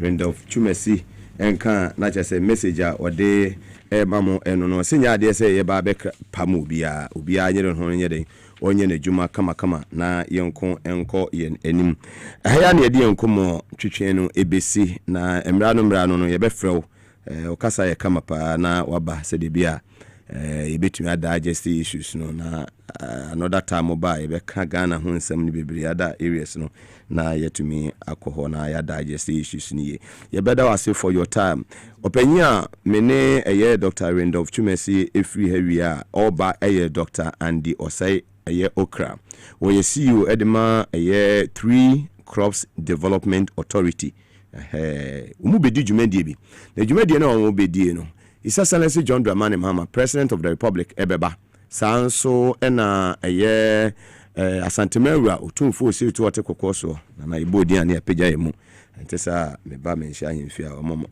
omo mame awa tu nti se dwumadie no mpanifo nyina bekwa kopia se adumoni monyam akwa akire eneyi openya ono eda eye 3 Crops Development Authority ano CEO Dr. Andy Osei Okra ono ena menene ba betwetwe enkoma nini wi a mene Hopsin adoyenso ebetwetwe enkoma na dwumadie no sa ena masena se beda eye Mr. Randolph Chumesi ase for your time oba de no dom ye na yetenkoma ye besan atoyensa ede afro ne ye kan sa so abofo na 100 million jes no omo protective unions ne adwumafo am nyina mo kama entomiyam oye babuno support bi am wo bia no momfa enta na chi sede be ya bibia betumi akonkan se wo adwuma ni ana wo ye panyini da adwuma no a wura office wa awase wo mudi awa tu enehia wo enye se bia wonim se wo ye adwuma papa wo manager ba enya ade a wo hyekie wo de sede na be hia wo manager na mo a mo ayem ho chewa no we se manager ba na mo twetwe mo ho no bia pese ko wura na office enye saa de pe obi ko ho wura na office o de ne to ne wuram obi nso sa adwerepa wo tirima akotena okowura office a wo di wanim ena ebewura mu nti obi ama adwene papa mra ne tirim ne nyina no yese wo ye obi di ya na wo di ye wo ya abanye adwuma yi wakoma mu fita adwuma no se 8 na se start a me nkodu ho 10 me adwuma ha da bia meka obi bia wo ko no ho ye adwuma bia me penasem na mo ma ye mu ebegu onwu kosi ankosi koda no oh manager Mugabe wo sana me soma cha se ya na me kom baby na me so adwuma me nta hu bi bia ko no ho ye adwuma beda wase yeba sisi a yeko eye victory aso ye ne yaba yeba ye ne eye Dr. Andy Okra ena ebetwetwe ankomo yeba sisi a Enua victory garlic mixture na wati ni dina ati ni say na edro ni tie na no pasem ni say edro we adwuma ye titru pa ni say ebeboa ananna ne srade e wo ni padua ni muntin mu ama ohu atọ kura de dika obabi wo ho a okonfikyire a ema edro a wuhia ye victory garlic mixture ebi kura ho bekọ a ewie wo ansa na ba ye victory e na wuhia victory no ma na busumi biara ubenya ofikyire akwa empa ho kura eno de achi a obi wo ho ani ti ne ta adwa no obi wo ho ye adwuma kakra bia no abre na nakoma bɔ ne periperi ni nyina ye moja entimi mfa akoma nu kwa adwen mu eno ne kofa sa ade ne ba odofo mesrew so wo ho na wonsem ta adwew ebia wonsa no sei ana wonam ro mu na esi fom no kura adwew ana ayetofo se de edi fom ato mpaboa mu a eye victory na me kan foma wo onum victory asa no ma ye bobɔ so nyina no ebegyae de oto ho anadwo a wontini na wohia victory emframa nyankopon de ama yen se ye humi wo de wo humi a na wo tie so o bra eye victory ene betimi aboa wo ye wo bi wo so a wo ho ana ne yema hye no a obi a na ne ka obi a nya ne hwe obi wo so na koma bɔ ne periperi ni nyina moja ne ntimi ne afusa ne ye wo ni padua no edura wunya ye victory garlic mixture de watwa bra ya bi ya na se kokodue ne nam no ye ne basa eye victory ena me kan fo wunya victory bi no a ebeboa wo se doctor de wato aduro so sani a ubetimi anom victory na ka waduro wonna ne se waduro no na abenu ma meat aduasa no anom we so na abenu ma no anom victory no so achi meat aduasa wo ye ne sa bibia abade kama ma se wona se tata wo ye agya ho aduma mesraw edura me kan fo ma wa ye victory garlic mixture mesraw ni kan bia dance a ye pese ye fa o ma dance na tie na se wo so koto a ubenya sa dance kro no a ntwe mi mpedwa mi ntumi ni di mi yare so mena ko be 12 years ni ma nu ndro kan mojeduru 5 minutes de trim matutu ana se na meti tv mu ntumi na me hwe ne mu se moto ndro bi esi victory heba victory garlic mixture ne mi mtodru sa ba modru no asa modru no eye papa ntumi ni di o mi din sa no me di afi bi no se di ya na afi insan afi bi no ntumi di bi afi mi di ma edubone sa bi semi anu so no ntumi di anu so bi ba mu sa afi de anu so bi du bi no ntumi di bi afi mi hu de me nya me na ti edu no kan wo tv so a na mu kutu bu no me edu no anopa eni awiani anwure no ande no se afi nyampala mi no adibia ntumi di mi se afi na tola tam ko ya black masa modro no die edoni na nyame nhira mo aje me pa me problem ye menstrual pains nda ne kakra me so me nyame menses no bosum ni ma me bre pa me brankasa me timi to tondro no na ne se man ti se yesi ye bidro ha na makoto be bia me we me timi fa ka akọ obi kru so ekoto bidro me timi no bi tese na victory ni de in fact I don't know me de wo mu de me ko tobi me tie advert no TV so sada na me sorry anwure na me ko toye na da na me say ade yi to me padi mu no mo ja tropa yi to me padi mu ti me twa to me phone no so kula say ha adwene a enka me de betum aka ho na mo ahwe te say so one way ya kwa kasa na bia me ya bo hye na me no maduro bi te say efi sada na yi sa moja toa no to me pade mu no me nya mense se no maduro e ma me hu sa e moja se bi like say kwotokwo te say ni nyina flow kama to victory tie mintini enja ento ho te to de bia na mo ba abasa mo me so abasa na edon na me di hu adanse obi si me de cholesterol sa de bone na aba mi nipadua ma beji atenase waduro ye victory garlic mixture se wunya victory ni no ma cholesterol ni se ne ne density bia no victory be yi ni nyina afi nipadua no odofo wo pedia to anama ne 024 2545 633 024 2545 633 ana 020 129 3280 020 129 3280 victory mkunimdie ne ade brem Victory Garlic Messiah, better doctor say live on TVSYZ and also on Power 97.9 FM.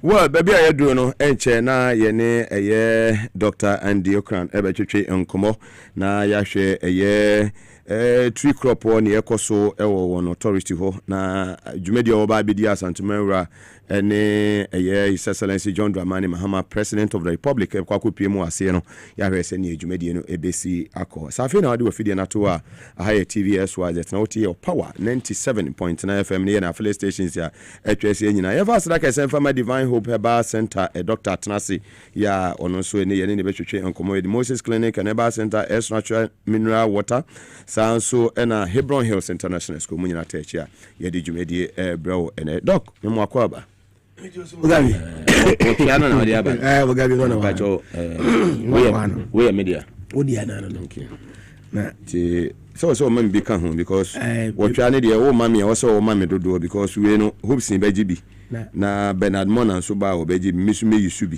what try ne ye adwuma pa na bo ma obi so ne me ba ye na se na bo ma obi ba ko pe na o de mami ba ko pe na bo o de mami o ba ko pe what try na obeshi kuma se na man to what try we adwuma ya ma manfo wo fi ha no anya sem ketwa nyasam ketwa si mu pija ni si kutu si bam no majatu si bam si chiribi Emmanuel Nati Titu Emmanuel Kisi Kevin Asante mafo aje mo otwa wadanzie de nyene ni bidie mu ni ma ne sa ene de na wo ma ye doctor Mugabe o mini kan chia wo no ho ani mani aje nyasam ketwa makai na anu asa e wo kona ho Asante mo mo de mo bo hia ho de bo bua mo ntribu ho nyasam ketwa rade otwe akranti sa kwa francho no wati ase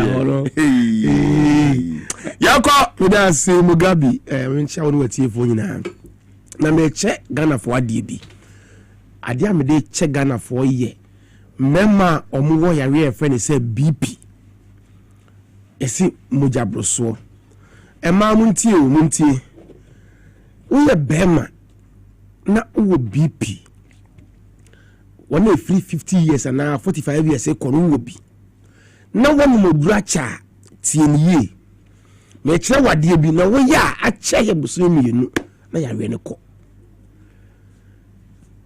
wo sa bema na de wo here first en oba na oba wo 20 years to 24 years ade che no pa wo mo gira ho no ma na hwe ne be 10 minutes wo de hwe ne sa be 10 minutes wi an mo twia ba ko kan ho asa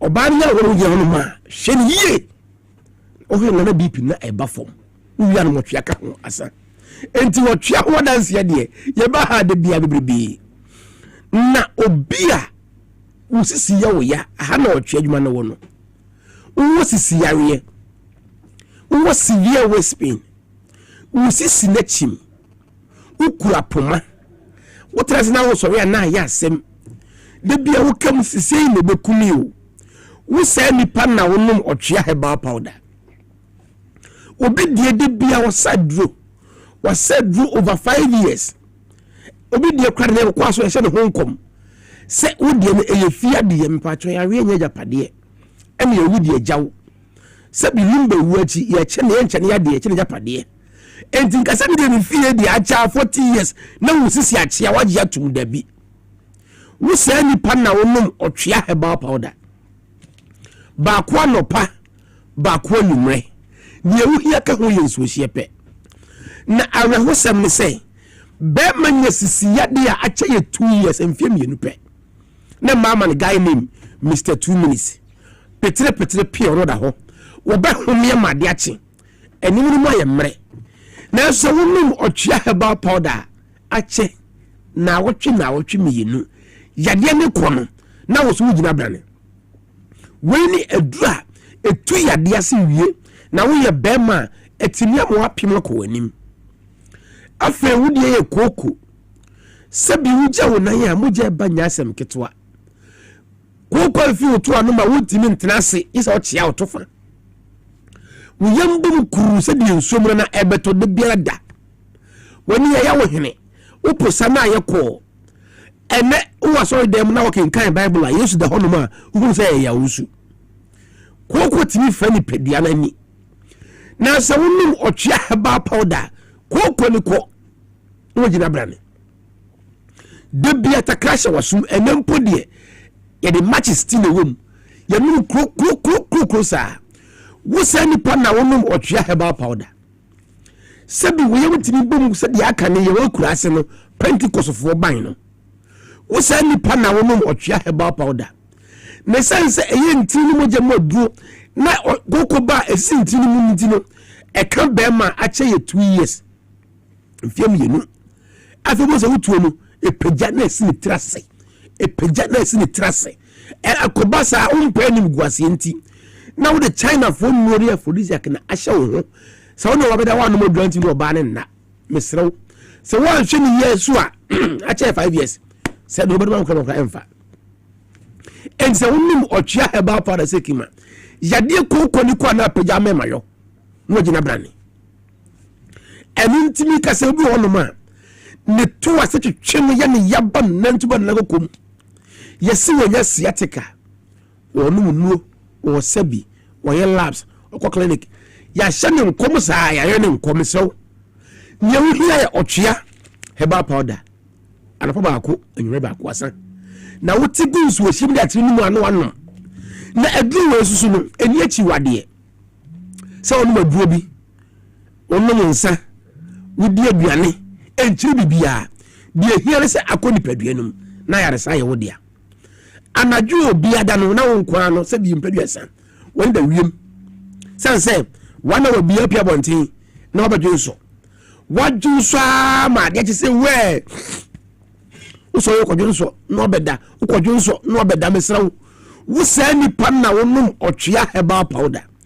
na wudwunso twa na hawba ho no na esiesie no obisi watwea mate ho asema na enso mo number no minyaida fa pen ne paper natural numbers no eye 0591 56 55 57 0591 56 55 57 0550 63 90 37 0550 63 90 37 Mr. Maase we are brantie unam 40 years na so ko dwan na woro ho a na wo show be ma se wanimu mu a se bi mpaduasa ene oba 4 years de ya yepe atwe wom aye lengelenge aye se straw aye se clean emu ahode asa na se wura da mu na afi wo de Yesu mu je boso mpaye se wo Yesu di mu antwe woro ma tintinya kese emma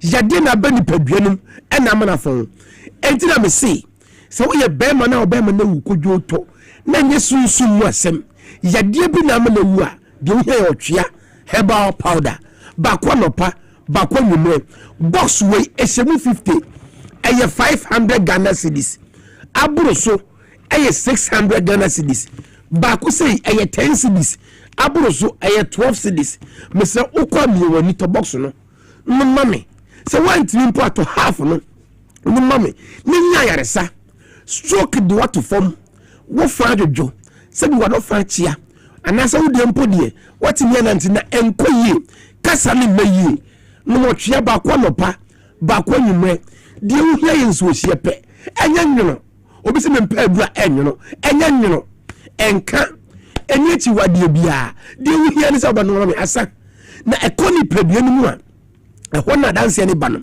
entini ewu bi anyane entini otwea bema na mewu no na nyane sana oba woni atenka wonya guy name abrofodin yesi no libido wagiato no ho hwe obi atena wo nkora abese nan num na yeso ade fe ne de wonti bida sa oba no mo twea herbal powder o de me se oba 100% no nkora de ye dia fem numbers na ansa na waye esanse bia na ukuro na ompra bi ni wo nchen na wonum a kere na ansa a wo de beche ade me ka kere wo ebuni otwea herbal powder abra onmonya yaresa no wogina brane o pebia to ehwo nye dene Accra Kesben FM ewo cycle Angel FM ewo La Paz ko bele biato afio Crash Dragging do to do bia ewo bi ho didi heba Ashaman eye House of Drugs Presby Junction Kumase kewo Ashton Court of Defense o hono Cap ewo Sunyane PK Gombila Ewatamale, Koforidia, Gapson Pharmacy, and I say, wow, I go to Zonoko, a friend saying, Lincoln Pharmacy, was Ewatakwa, but be a member between them, same me, a man to me, Dr. Aji, since a baby was 7 gate, only shame no more, so be a man. First gate, second, third, fourth, last one na 7 goes what him Haji. Chese akoni we a bear man now time 2 minutes wa banka ajida. Until the family Dr. Mpacho me time 2 minutes, mama 20 minutes, mama 30 minutes, me say me na dem to fini coupon. Haji yes akoni me na dem fini coupon. O we 20 years etuato. Na area 3. Kitwa no 25 years. 1 now 3. Now we are branch na nam ha. Na so ogi abako pekro ntimi ne hodwuma uhia mpaibo pahoa baji otwea herbal powder Mugabe ti hei o ya brantie ti emaro omo so na hwe udi ni ho agro be chere so obema won ni tuo no TV so no na to wodam so aka ho sa na otwea herbal powder so etie abai bi simi ntimi nya hwe na mi wi a so no simi ntimi nya hwe oh Mugabe eba ne say do twa bi kan ene chere mame my numbers ni 05 Chenema me kasi mi kofi ana ha eso o go go 0591 56 55 57 0591 56 55 57 and 0550 63 90 37 eduni otwea herbal powder ntisi ejame shiwa wa ena ubeba ebi also say yibi ma me kan ho because hope sin aba papa we party hope sin aba here otwe ne betete empress say me nyibi man adibia odi ayi obi no kan wife empress gift say me nyibi ma papa we tenwa unze me nsi ada hope sin benya ne de ba ma hwe ne video me no we adibia ya na ma da se ne wate nyame ahwemien kan wa da se nyame hope sin nyame hope sin we studio ha me ya doctor and so na masa nyame otwe ayi die bedan bona afa okay hi TVS was at na power 97.9 FM ye na ho simetie wa mu na afa ye mra na lawyer or they say Dr.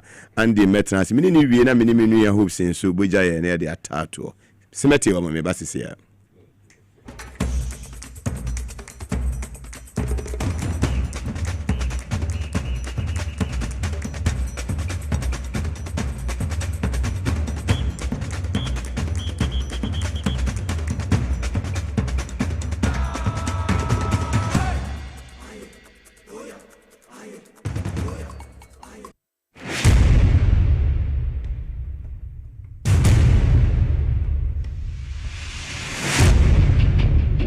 The average human body mass should have at least 60% water for optimal performance in any physical or mental exercise. We can help you maintain it naturally.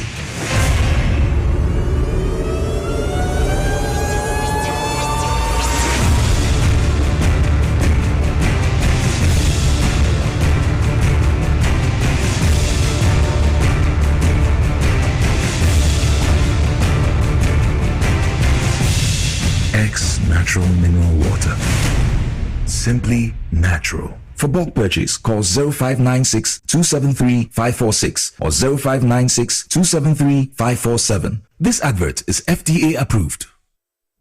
Na ede na ya obayi a oda formason ya funu emunumuni. Oh Mr. Entry also ya reya titi be benfie pi nanso ne yam nyono da se me chew no ahodo amato a me hunu hwe a ebe ya nwanwa menyi ni se what also tamfo hexa capsules any hexa mixture ya no mbom kotia also no bia ma no anom anka ne ho ato no dadaada also dro de eno any hexa capsules any hexa mixture akom ni nchiremu also ye kura eto ye funu ene ensunumu etuma wo ye funu ekeka wa wogire ho a enye also etumi ema wo ye cheko ebra wadidi awie so how eye also de a compare hexa capsules any hexa mixture nanum bom na ho ebeto pedudu atu a ko okanshi drug lane Kumasi Dani Herbal Takradi AA Mensa Anafre 02038228855 Apefo abatan ya woma won mofra no fo ene mofra woni mfie dumienu enka ho Haxa capsules ene ne mixture all satam for edie age adwadie nkratoyi atom.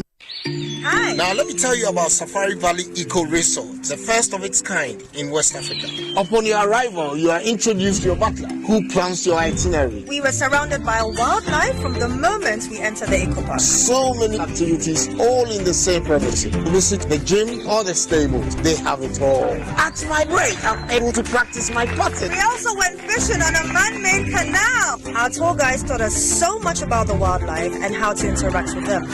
They used only electric vehicles here. This creates a serene environment. I'm told it's over 1,000 acres. My cabin here sits on 2 acres with a large terrace space overlooking my private swimming pool. Now this is royalty. They have their own farms, thousands of fruit trees. I can also have my lunch here at the waterfall. Quite a beautiful place you have here. Visit Safari Valley Eco Resort in Ghana, bringing you closer to nature.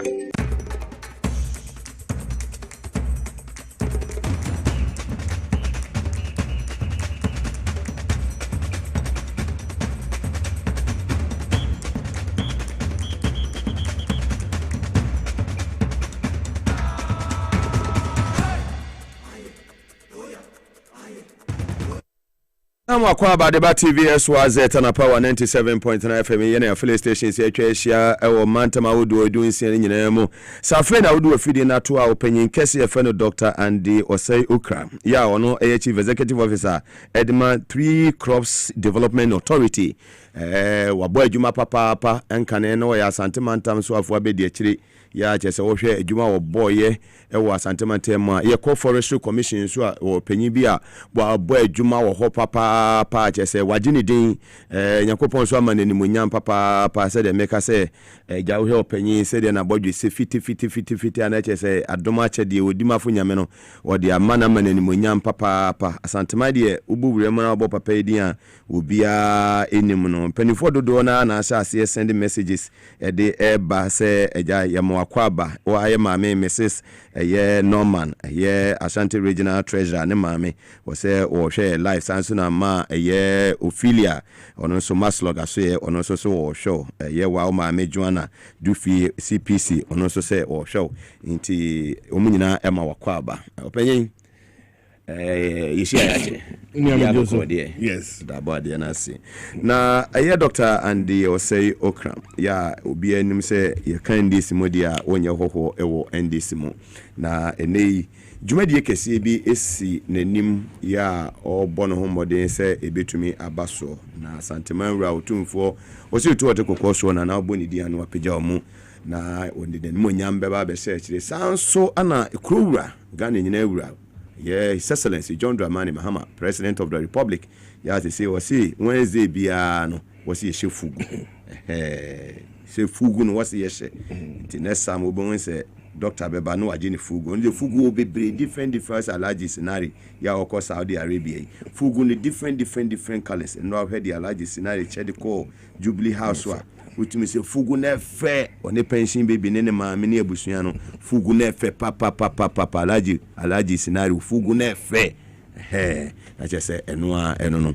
Well, you can a year 3 Crops Development Authority oba home reben opening yo Mugabe we there me chiao na ma chia studio mpanyfo World TV SYZ and the power nina fantastic na enen nyame aduma ba pifia hai meni agifie no hu santimai regional minister onu so tie o Dr. Makohene yo we dey person so tie o echia regional minister ene regional chairman mpanyfo mama Ophelia no nyina mo chia na afei boga afei so se na ka crop na meti ha na mintimi sha adwumadias emra menchia Excellency John Dramani Mahama President Authority. Yes, the visionary leader who said Bibi or 3 Crop Development Authority, a person de anti or de Ekotena. Fantastic. Jina Kwenyen so actual president. Fantastic. And then a wonderful first lady. Fantastic. Amalodina. Fantastic. And a party chairman. Then paying for executive general secretary.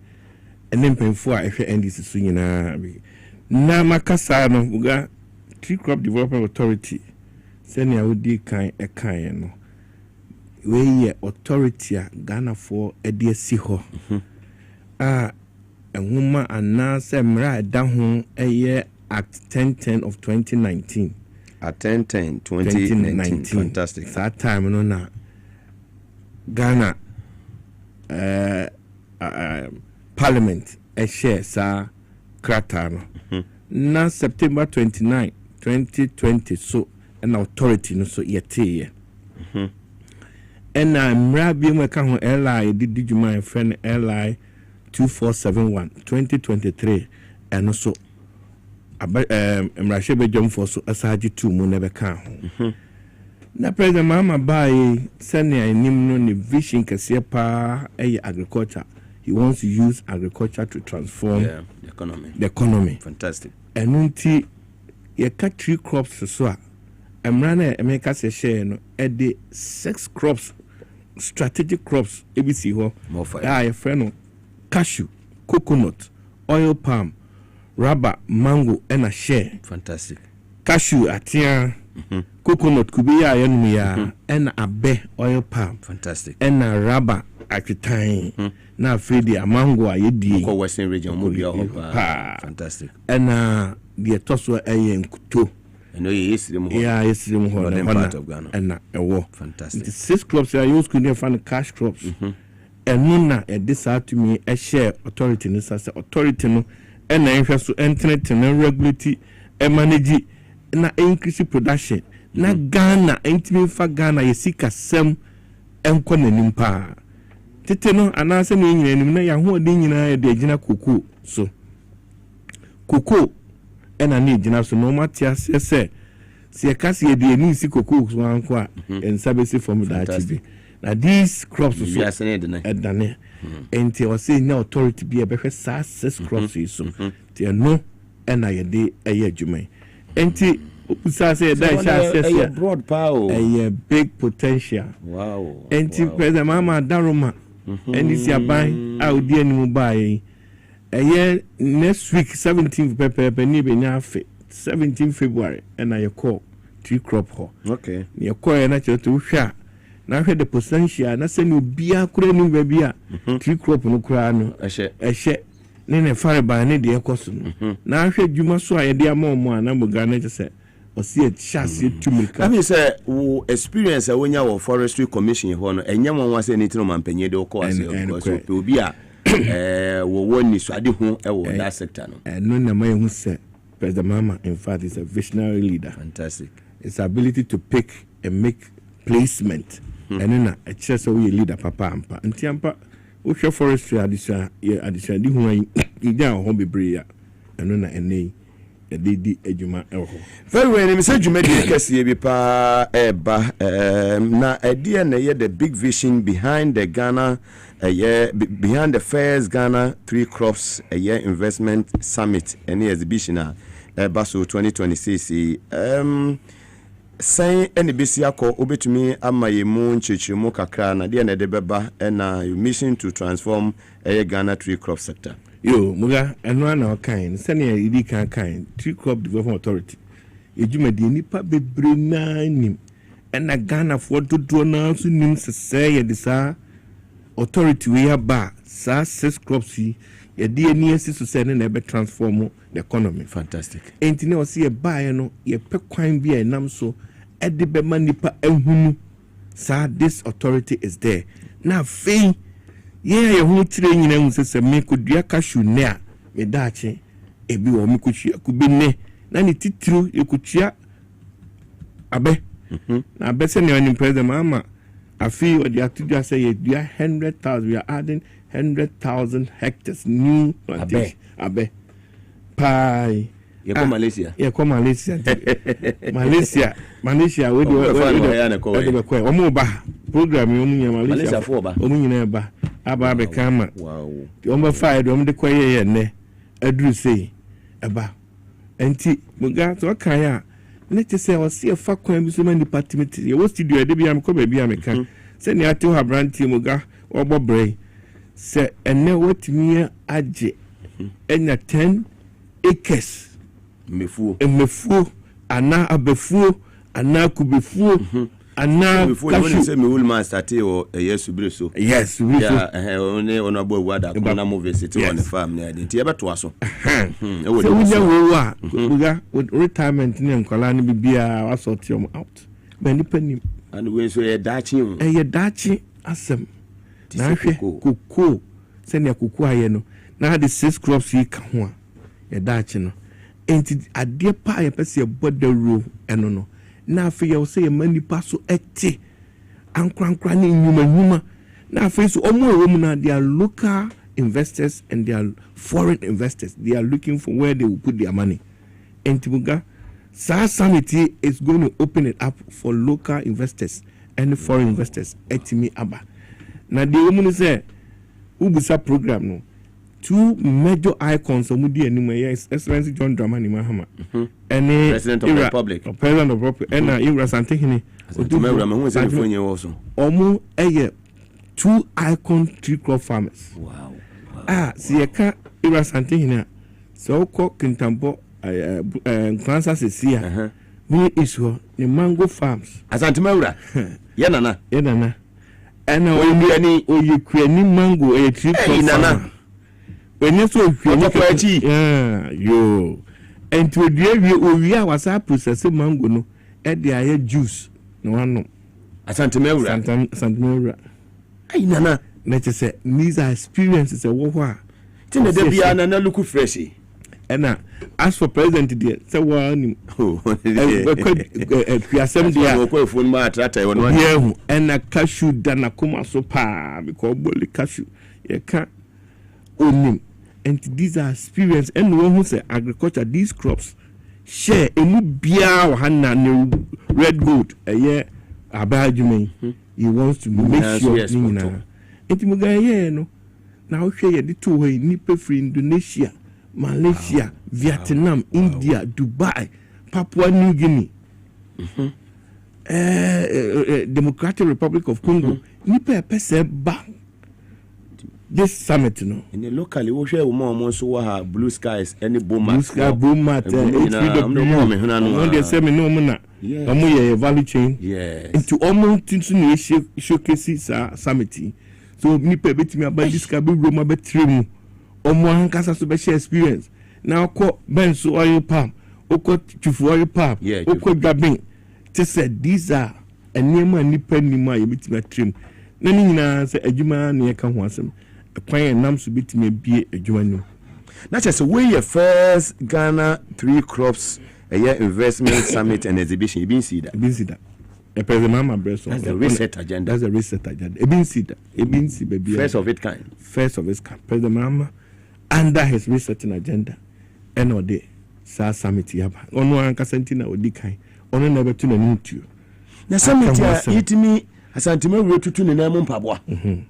Abade na yes summit ketu awu. Na kuma so to say because oba no say enokure ye hu obi afi se koko ye koko ahode na se cashew ye de ahode sa akọ cashew mu a ye ntimi ye de ko share na nsia me say be mama kan share young man be so be say ko da share museum so kind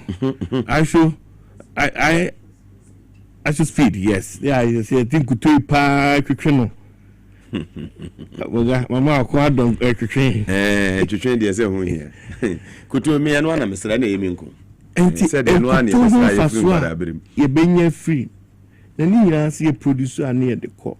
And for export. The part of this program, foreign exchange. The part of this is value addition industrialization. I the mama can want some under the 24-hour economy. And the more no export no. Na ye see the no sumo the forest no eba. I say there be a crown. Now no the be export. Value added export. Fantastic. And no can want some. This concept of first Ghana Tree Crop Investment Summit in India. Ebin Sida. Na sabutai way every President Mama vision our war. All use agriculture for economic transformation agenda. And no so they restricted. And in part of it was share and said Tree Crop Development Authority. Yeah, humanity said we should feed the industry. Fantastic. So under the Feed Ghana program, me minister honorable Erikopoku Dano launch here na president Etsuma say under the Feed Ghana program or the change bibiano we should feed the industry. Tibet feed the industry na is increase production. Yeah, my nyina wa he kodua crops ya making dua na bua afi industry ye bio Ghana ha etinye bi add value yeah. In terms of export no wo hwe enema abobo so efa cashew wabo mango wabo palm ne keka kan ko bebrebe nyina no I mean wo hwe a de mode ebema ebehye na ama manfo so etumi ewuram akuyafo na etumi ewuram mo etumi ewura ho ama export no ebeye krabehwe ewo man Ghana memo ha ugano asema we no c'est pas c'est the right investment edication yenye nipa senior person nipa ebemu no sie de ni anka kasika out of foreign money could between from each of this crop averagely between I said $2 billion per annum. Wow. $2 million. $2 million. Billion, kwanya million. Billion. I will so say because yakika nyama ni si nia na yakika value addition na they say you are exporting a raw sa ni the value can only processing near the kwa amount of foreign asset in dollars ebeba no each crop averagely will give us that amount enti ye pese bia nti ye summit ya omo nyina hampa eye adwuma ni budada will get to know this enlightenment and no metimi do musika ahwemu ye etimi nya partners mo do musika so ewuamu ye na ama etimi the government okay nyina wo giri say ebe sustainable yeah enti na omo ye bida our example do omo ba no say Malaysia baba beto money too say Malaysia etimi de abenko a okoha na tie story na no mo koko no more crops you be American no more mu twa ni nya do mani si abenko aso me ba be kan wa ha mo hu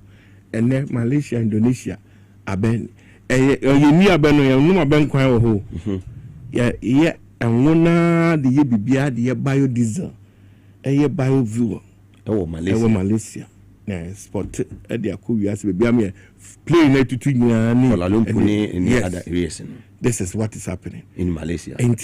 Se oka say sustainable no sustainable if as a country you focus agenda ni attention in ours anything that team no sustainable growth now ka sustainable no sustainable growth if we really want to have a sustainable growth there then we have to invest in tree crops and nothing here twen ya gwenesi to say see a sustainable growth there and yes be CAC dan kwa estate we pay CDI but rather invest in tree crops no and the sustainability in terms of socio-economic development. So what are you targeting in terms of investment partnership and to reset Ghana's green economy? No? What exactly are you targeting? We are a target back. Number one, we want to target so that people will get to know awareness creation about the tree crop sector. Fantastic. Because Ghana haya ko penyi bi hopa won kra ha penyi also won te da kra afi no ati yourself hu niam mu no nse no ose otimi de no hu jim and the future nene mind hotom. So awareness creation is key, visibility is key. It's a target to say yenwie investment summit now your sales crops investment not less than $500 million into our crops. Yes, as president, be under the oil palm policy, no, will be a financing window of $500 million. Say World Bank, Development Bank, Nipe Wuska, Information Camera. I mean, yes, how much? $500 million. Information. Emission. Inside the subrusu. Na yemfa emeye abe. Say the more the Excellency John Dramani ma the odimato ano mo ye the obi bobo mo obi akwa akwa mo akua na ya very very attractive. Very attractive. Obi abekwa akwa ye bi. Yes. Eno no pese ye say ukwa abruchi na manane se ne keken ya akuafo na eskafo. honest kapao, and he was opening the window. Send the pan for music can be $500 million. In terms of I bet you more Mobenya a year support from the government. Yes, I bet policy no more. Tax incentives wom, free this thing wom, this incentives wom, land or day nina a developers are our policy. To build in the Sikabeshim, Ebeshimwa. The benefit you get is there. So we want to open up. After society at all. Food security and the whole and a way a cash crop. This is the economy. With the Sika Debema above picking dollars and back cronim. Well, so it be a cashew season, to say. Yes. Nipe beto cashew India for. And the idea about that TCDA, we have to regulate the industry. And you said we'll be sorry, I now go to cashew, and they won't mean answer. So when you're registered, when you're licensed, won't me and our person exporter, we need an express permit from us to be able to do that. All because cashew near the under trade, right? Tree crop under Ministry of Food and Honorable Eric Opoku. Yes, and now yes, and 3 ministries. And at city on our board, Ministry of Trade, Agribusiness and Industry, Ministry of Finance. Flyer non to so mami. Me hu say edian obo na che say me hu say mo flyer na mo aye no. Me hu eye asantime Excellency John Dramani Mahama fo yin da okay say no. Asantime ura to so. And honorable ato eye Finance Minister Honorable Eric Opoku. And I am Elizabeth Ajedi Trade na Agri Business. And Honorable Minister for Foreign Affairs. Honorable Kujutu. Nipa amount of foreigners, any diplomats. Who want to have a bobo time? Awadaruma. Aboju safety. Uboy jumo. Yemi eshe hockey to aja osumfo. And the foreign minister, I tell you, Nipa esi framona ni eba. Yeji visa mo visa me be kra no se me process say no be ade come on because Ghana is conducive for business and it's tree crops. And yes, a business keke. But yes, and in Sasia, it's a project of establishing 16,000 hectares tree crop enclaves. There were 16 regions. Sikano, a big one. We're going out to Fuguingua, Pijama. Sekutu, Sebam. Sikano, you see a beauty penny baby where they can waste their money. And into the IAS summit, and you come and hear from people who have done it. Challenges on my firm they will share with you. And again, you share their experiences. Good program, and far from the opening, President Mama share my experience. I'm a keynote address. I direct him what he's doing under his leadership. Fantastic. You hear no more to also share the vision. Obekasa. As a farmer. Okasa. No be the echo. Then be an echo. You show the farms no. We show too for farm. Why we three grab juice baby asantima juice. Anum. No who say am pass also bet me. I have your friend at this juice. Tia ena the next day afeni afire crop no one by one. Anopa ye wo oil palm near was share the 2 committee rooms no conference center one display baby. Bia e kan ho asem wa ha. Na Mugabe Maase, you say national chairman, one of the biggest chico farm and only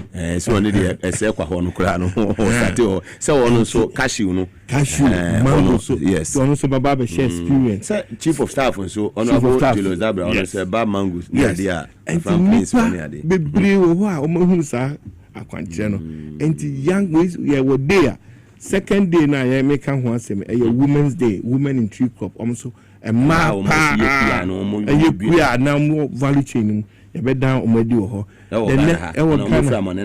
Ghana half for my Ghana for my and no cry binya as a grant from Circle Swiss program here. Wow. Ye processing. So very young people so much to open up their businesses. Nipa bebre enim. And you see a body it's not only cocoa. It's not only cocoa. And you need cocoa. Na meanwhile cashew or no nim. Na mango or winim.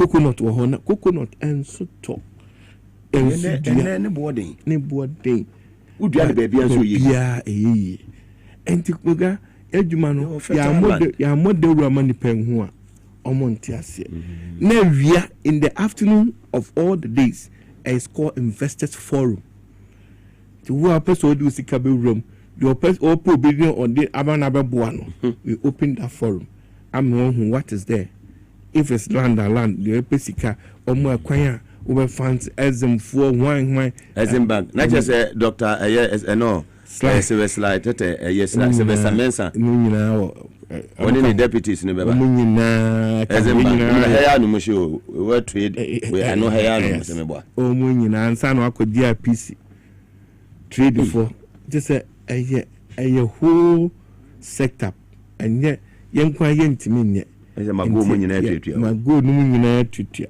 ɛno amago office obi say name so yeah, we want to take care of the skills development aspect. And this is one of the summit under President Mahama. Date be na summit e ba so mo be na tamben. Yeah, no. Next week and then now what you February 17th to 20th. Ewo Accra International Conference Center. 8 o'clock morning session is 8 o'clock. Thursday. Afternoon session Tuesday in the week Tuesday to production team on trade date no to and the week Tuesday to my live coverage started assembly na ye call Wednesday na day 2 no e ho ye treaty oil palm share they got day 3 na treaty cashew ni coconut day 4 na treaty rubber ni mango and to be once and be a person be from nursery send me if you feel could be an person with them baby if you feel copy the end product who send you so much oba depending the ope bia na be so asiro so kon na madam for na kwaku ase me kotokre enko madam for me apanyin ne wa na me call into farm na me kotua abeni kubedi ase me ha na for example under President Mama at the farmer service centers ba assist ebim oh yes now one thing the mechanized system farming and they under my minister and no ministry no kwa all to support farmers or be a person call into farming. These are all under the resetting. Yeah, baby. Say you are going to get it back because dear Mama, a investor confidence, no, to me a pejasa. Yeah, a leadership. Number 1, do the kind. I said, do the kind. You see it, now investors have seen the genuine and the candid leadership of President John Dramani Mahama. Under the reset, I can say yes, member, you will see a better leadership. And then when you and then of course, and I didn't be a kind be a co and to economy, inflation, and from and we have dedicated leaders, ministers who are working, selfless leaders, CEOs, and yeah, Jumano, we need idea. Obia is committed to make sure the resetting is done. Ghana is working again. Ko ye hu bi da. Ye nya himfo ye servant because do di kan no or your servant. Iti Mr. Okan bra ye Nam Ashanti region ye campaign ye wewrem krase ye call ye ba from 2012 2016 2020 21 ye ne ma na na ekọ ne ye ba ye besan nanse ye ba Ashanti region ye ne ma na ekọ na eba ye wosu ya so ade she obun se wabo awura ho na so wa ba be kan jagum e wo ho ye koso am magazine garage scroll abeto ye wo ho na wogidie se Ghana betimi aba bedu sampempenso we bi da bia Jomama de akwakodu na wo sa gidie no nem wo sa gidie because na menya sure but na me will believe the experience was huge because you Ghana pa a very experienced leader otimatina kunaso that's we got to semi climate horses and now quality horses yeah the studio some see when you send how it started and then when you send your and now I was so confident say we'll see something new but now me means a better fast sir na ni nyina so nyame a okan ho nti oh ne ma ba fo say yes anye nipa ho den and sebi I like that yenye enka se nyansa nyina ekuta president Mahama na se ekuta obia onyame na ho den na afi so Ghana for so gidia omanya e wa ban me muga it to surprise you saying Ashanti we the one say baby efiri no bebre na ya region no omunyina ya anonfo but no utimi ko baby pa no bitimi ka chere say honorable monkoso mupa muni ma nye nida me to ma munya 31% me say na ya to awu no enukra no mka ase yebeye no si mupa muni monkoso one de wa ka chere say mesramu nkofo mo mabie mu ono ya ne nkofo mo santima de mo kasa akira santima wura mo kire ne mo ba ye mo ye me say o mo ka chere me say una wo ka say o say me America take it from me say yen nkofo we no mo gu ye businesses wa ha o mo ye say me say sa o say don't for ne so am magazine for no nanti an o de controversial issue bi kura ba na me say no de mintika say o say president Mama ko no on tia say o say man ko gina ho and I'm saying the only issue MPs ni ato mo so aba ubetimi ne nakoka no ni nyina chese the confidence in President John Dramani Mahama and the respect 1 year no scandal bia nyamiadum because the code of conduct and niema awahye no de no set up as experience no na mkan no do di akire no also train do dikano and that's what we are learning. Very well. Yeah, Dr. And the okra and I on command from tree crop Tuesday the 17th of February 2026 investment no forum no summit kesiye pa na ebaso asantemawura ne His Excellency John Dramani Mahama omonyina ade omani monyamba kwa kopi modwumedi ne se avasa da kese mfa power specialist about hospital hepatitis A B C D and yi bi na etete o fatty liver sciatica prostate unompeni baby na atechima anase wadwonkuso ulcer na etete o kompo anase fibroid na hawa furniture maami adu ya ho ewo power specialist about hospital no beboa wo takrade o hwehwe na kira kwan ya wo anaje estate oben anaje me primary school no sanso na kumase ye wo fi ya selig bosomtwe continency aputu jakwan se oni jezbo filling station no enedi enhwe nimu kumase o hwe yo no na nkra hanso no ope ya wo kwabenya pokwase ACP kwantempo no so fe no 0244544422 0244544422 Safari Valley Eco Resort ye wo dawo in the Eastern Regional Cre constituency about wildlife experience ya obi agn atom eni wodu ya so ye wa ostrich say ye moyi omoko no mo ba antelopes eni zebra wodu a oni beji ye papa and one say wo de mofra ne beko holiday bi na matiesim eni ye nkonkon a ho be de omonu anenso ye kama mo several local continental dishes environment where ye serene ya wodu wa bon say yes eniama eco ye papa omo swimming pool ene ye gym bibia waso yo from 0596914394 0596914394 ofra Safari Valley Eco Resort omo ebejo so a conference ye meeting bi na mo pese mo ko enyumoku abem mpanimfo modi moni kire ho a moni beje wo ye papa Victory Garlic Mr. Dr. Mwakosebra obi a moja entumi ni pedua ni mafuru sane yie edu ba bia na wansa wonan na afi wose anansi acheme blood circulation ni adwuma na obeti bibisa tutumika ko pharmacy shop no bowuram de ben won no ana herbal shop na ben won fichire no ne kope Victory Garlic Mesa ni bi neto nom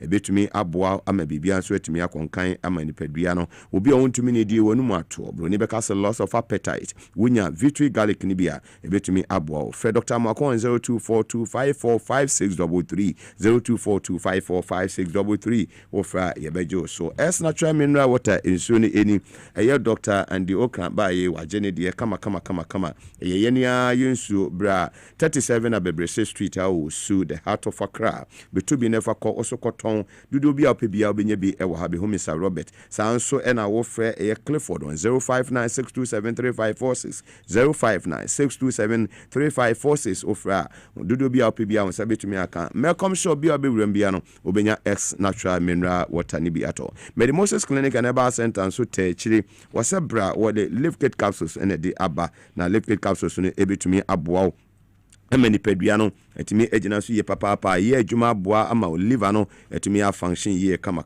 Was in your coupon yard more the free health screening, basso a year this Valentine a year weekend. On our chest, when no door for Mumra, on our more branches in baby Bia 14 February 2026.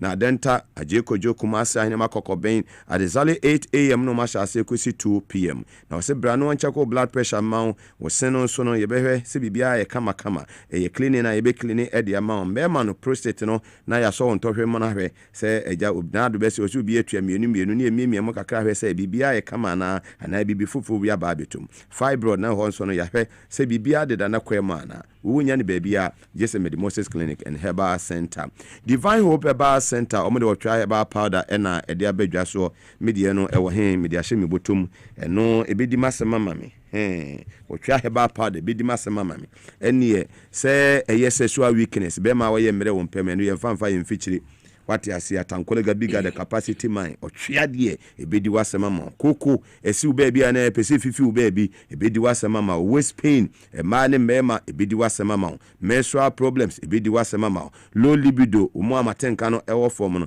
bemba bi obo adwuma bi yetimi friend officer yetimi friend scorpion yetimi friend tanko tenten na chese umu adwuma so ani ye papa tenka na chese obo adwuma amingo na chese obo adwuma na bema na adwuma enso ni no blaya Blelek I just say bly out. Hello baby na my baby girl na just say and you na no so baby girl na wanna no what you say hello muga what you say muga no kwa no o frɛ o bobes hello muga capacity na just say wetin say o badwuma what you say one touch na just say o dem yakuya nim a Divine Hope Herbal Center na dia ba friend otwea herbal powder opsi do fi ha na menu aba gift empress ka kire me say muga ayama hopsin bi and say last week me man bi no say come up sama mama empress into sama ni bi nka ho ene mama ne miensa oba make sure say oba fi say miensa no de aba Bernard mo na agene de na sama ma wenti ene oba bi say 3 no de ma 1 2 no de ma o ene ejetu atro free 0550639037 ofra ye bejo so ye de nkomo twetwen no e ba wie opanyin eye Dr. Andy Okra na che se dwumadi a wodi SYC eye Broadcasting Limited ya chese bigina na mo ka che se nyame ya adoma next week no ye de bibia ho bia no ye beboa no ye so media platform yi onimonyamfo Julo Zebra o se kandinka we totoni me ye bibia mo be ye beboa bia no mo fa ye entoto na kwa ye so ye nwu anim ase da biara da me se wi ase nhira ka ne obenya bia die wa ma obi adie da ne da nyina no me ne me yere ne memba ne mabusuafo eni o ma me so na me so o mo so nsako ma no ye konkoto dwa ne bo mpa ya ne abobia ma di mafo nyame onkoso no nhira o chief of staff papa kantinka na koso anya akomapa efa ma o ma so wa bie adwuma kwa ma Mugabe metimi anya bia ye na me yenso me kumi hu ye liye se de be ye adwuma ne betimi ayeden etu empon se de tree crop aso ye ho no ha se etu empon no opanyin sambe na Ghana fo a etie wo be ye sima be ye aduanan enum ntami wo edema mo nyame ya adoma next week dia na we expect se Ghana fo enye on the 17th February 2026 Muga okay na memfa chief dia emfam ndana se na masabet na SYZ na ye wo ne tata ma ye wo Kisema Road no so chief bie kwan akonya mame na mebe transformational leadership training I mean program talk show and chief there na daroma wa boy pa program so in fact ye ne hihye ni na nyina no he is part of the program chief etachiripa good he helps in organizing it we got now kind of mean again under President John Dramani Mahama and the new leadership of TCD, you are the first Tree Crops Excellence Awards. Peso. Summit Nase. The 4th day now, Thursday, Friday, you're pouring a numerous 6. The first of its kind, Tree Crops Industry Excellence Award. Your best cashew farmer, your best rubber farmer, the best coconut farmer, the best oil palm farmer will be recognized. In this country? In this country. Coming 17th. Coming, that will be on the 20th. That the last day. Fourth day. Fourth day, no. Oh, Accra International Conference Center. Yes, the Grand Arena. And I am Her Excellency, the Vice President. Prof Nana. On the 4th day. No, na obeshe ni munyam e de ni munyam kase say. Asa ne Ghana nyina na wo de ko. Na ewia na gamanche. And so ya papa na wo nkra ha. O ha nkra ya. Di hine ma hine ye fekeke. Na e de mechia ni ga your majesty enra waji e feso. Ko honra. Oje tu mu say. Jawdi ni e bebe. Ebeba. Enti so we'll be able one day. Nomination is still open up to the 11th. I think section 11. Okay. So we'll be able to crops yamabudi. So export you, so process you, said they. Okay. We are recognizing that we are perceive a ball more basso. Na opinion man Kenya womo. And into part will end with this program. Because Senior President Kano a honey DNA Sinti in Kenya or more. Now fee yasa open chance no. Sir, if we are going to do exhibition, it being said that all the things that we are talking about, you see them live from nursery to the finishing. Okay. The exhibition. So NISR, we are open space for beer or person to take advantage of this. But we are not expecting people each day. We're not expecting less than 1,500 people. Yeah, free. The exhibition they free. Open exhibition numbers no. Okay. Obeto booth. Okay. Now we set up the opposite way. We now on the board you may no. Only but so we take part. Our summit in the Nishi. What the answer register? Look for the link. Your link no ha details no ha. No, dear go. Okay. When you pay a free admission, you only need to register. Send your bedroom deal until your bonus say.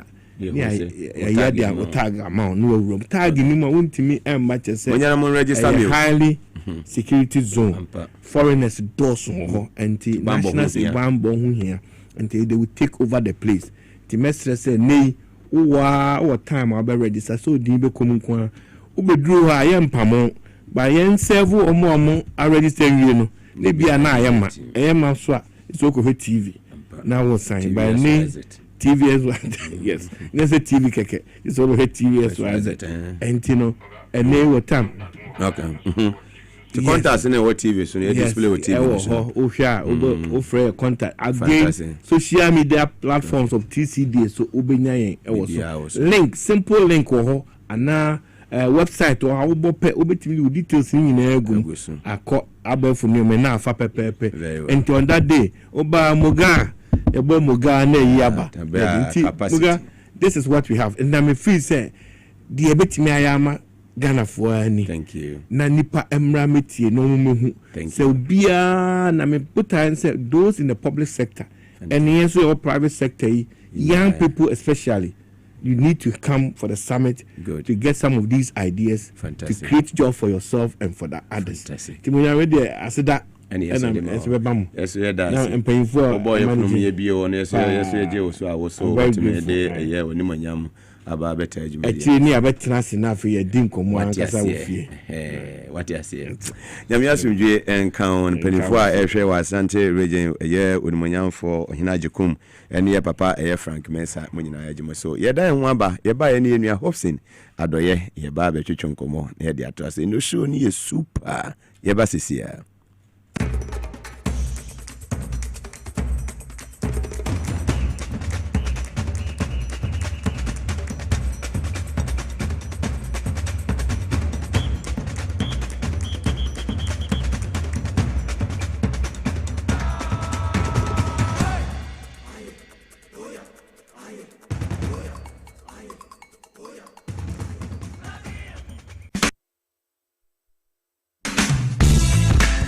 The serene environment fits into the goal of the school, which is simply to provide excellent educational foundation for your ward's development before they commence primary education. At first glance, clearly you will see why the school is called Hebron Hills International School, as the building stands tall overlooking town. With a Montessori style, we have experienced and dedicated staff and trained teachers. Our small sizes classrooms are meant to enhance teacher-focused approach where children get one-on-one attention from the teacher. Hello there. We are open at 7:30 a.m. and school closes at 2:30 p.m. After school care is from 4 p.m. to 6 p.m., while early drop-off can be arranged at 6 a.m. Hebron Hills International School is located at Midye off the Nsawam Road. Locate us with GP postcode GW0688 Ga West and GPS code 06884870. You can contact the school and make further inquiries on 050-876-2375 or call the office directly on 0302-918768. Email us at hebronhills.school@gmail.com. Hebron Hills International School. Excel and shine.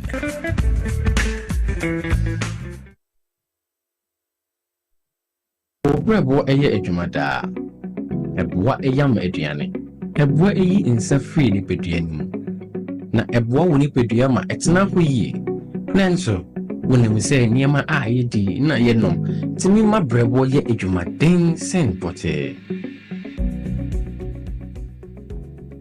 me hunda me brebo ye adwuma pa ebia se me ntumi ye bibi boa me brebo ani and nothing about the left here from the Moses Clinic we have our center about herbal food supplement we see pa de boa brebo ama ye adwuma ye na ye adwuma fatopa ye no nyino anopa ne anwumre na eboa ma brebo ye adwuma ye sene be ya ebetimi anyam aduane a wodi esiesie ni peduane mu eyi mu finsi ye eno na me brebo kia pa Ubenya Left Kid or pharmacy, herbal shops, ne supermarkets are ebeo.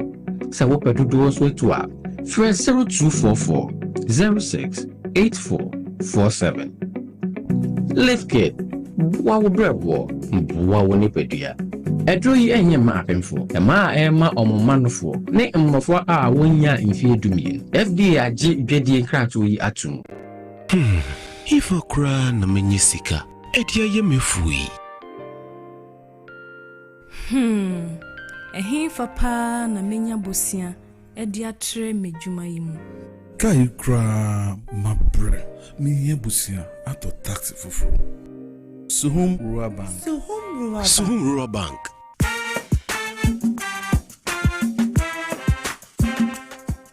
Yamamu akwa baba Suhum Rural Bank ye won hyehyɛ ahodo bi te sɛ dwadifo abosia ekuokuo bosia susu account and it does our savings account.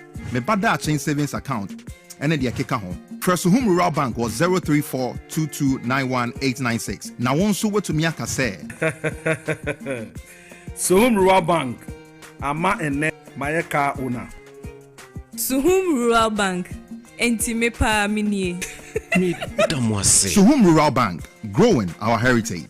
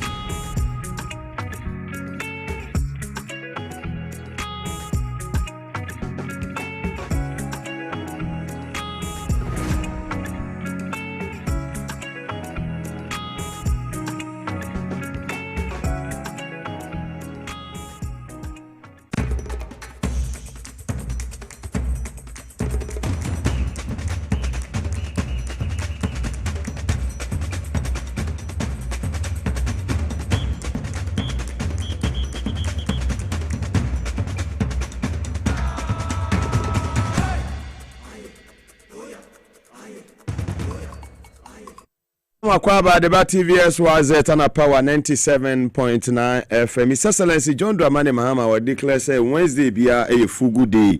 Ye share a year fugu. Na dia His Excellency fugu dia na ye ni anwa ni shada do. Na fear wakan dia amount fugu hu fugu mu fugu. Ye be sha ni change na ye den aka ho. Eni e fitch na kwa die. Yes I declare say china ye fugu day there Wednesday be a dia. Hey. Eni ni kufuwe. Ene hopes you free. Open be sha. I'm going to camera no to no so. Fan two hopes na do yeso. Yeah, sha. Pay mo akwaba. Yeah. Ofugu yefe. Fugu yefe. Aba franto fugu. Where dey?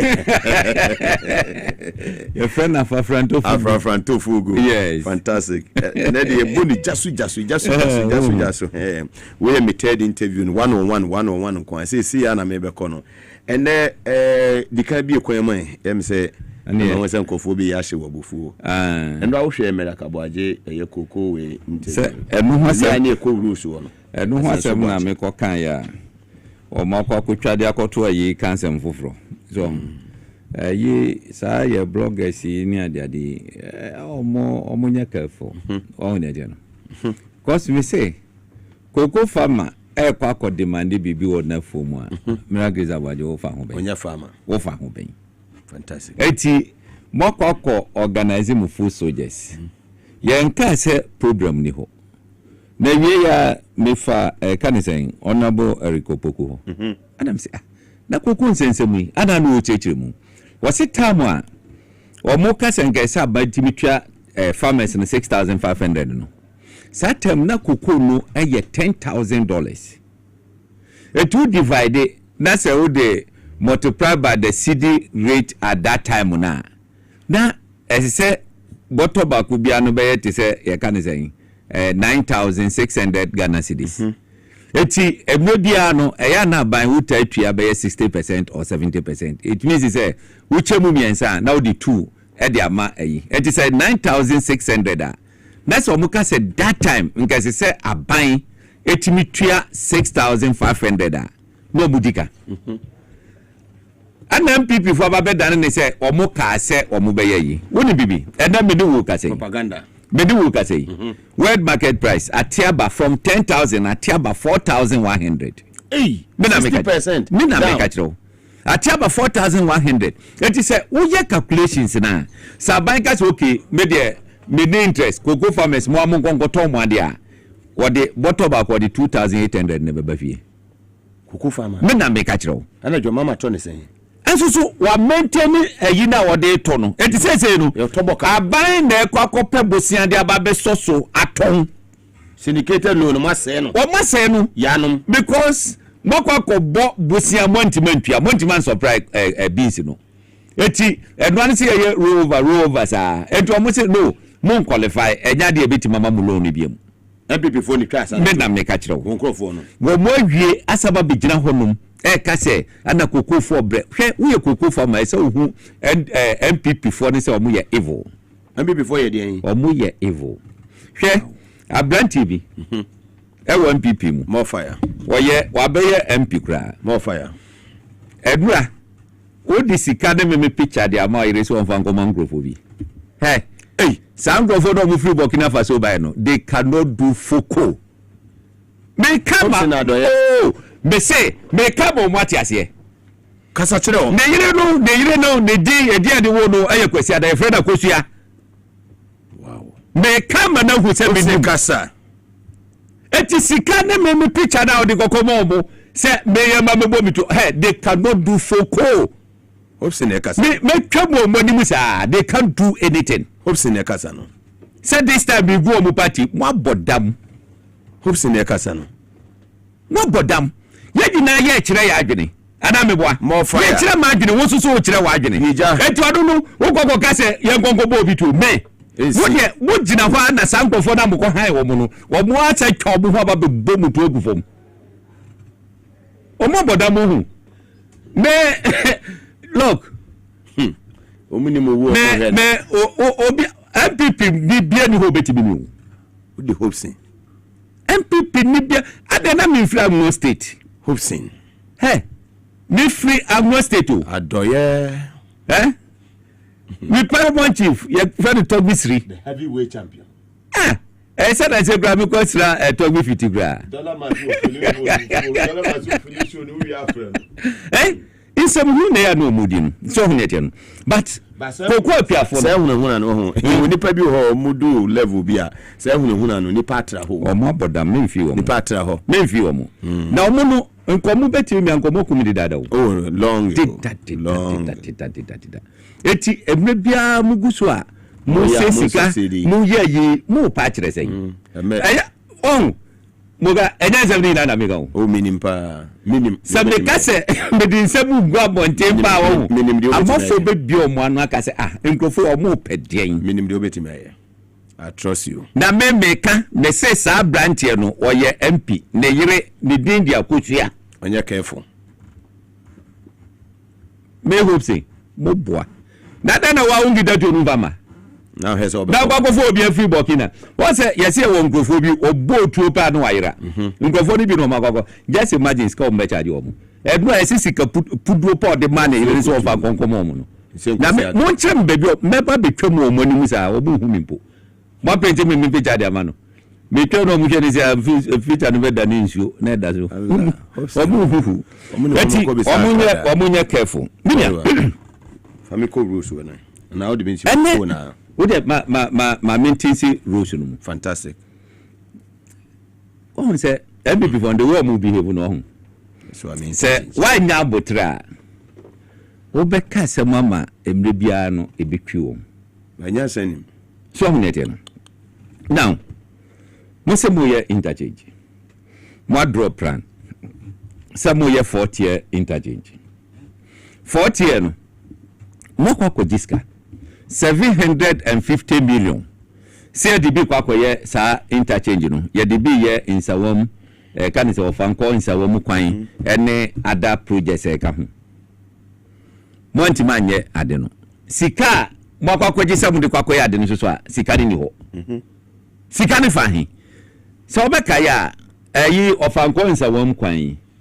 Won say Game taking over no. Afedu baby na ehwa baba ye dede koka na o fasa kwa ni so a na chese one no who kra say o driver na say o tika mu say who call any ade President Mahama sika nkese so de adwuma 2025 ano mugada ni na kokotua contractor no ka o mu tua no say look ye adwuma no a wo mu ye adwuma no ne wo ye wi ano mu say de kumase ade na ase akwakoye no ye nyanto because project no enye MPP for there eye Ghana and enye kumase de ne enye Ghana for there eti ne ebetima ni say aban ba be resistka no wodi kan ye first 2 tier no detima easy traffic akra ni a peska no atoa so to say ye be wie the 4 tier yenso ano mama nko first sorry atum ye ntiase asenso na chese Making one mentality. That's not another castle be 2024 by December. What's it? Sa first face, you know, I so a mediano, or baby, what's that? Interchange back 5. It is so a mediana, or Coco Cati, so it's a 20 a year. Just say, what did them say 2024 year near Vieno? I know, and that way. And then another Coco.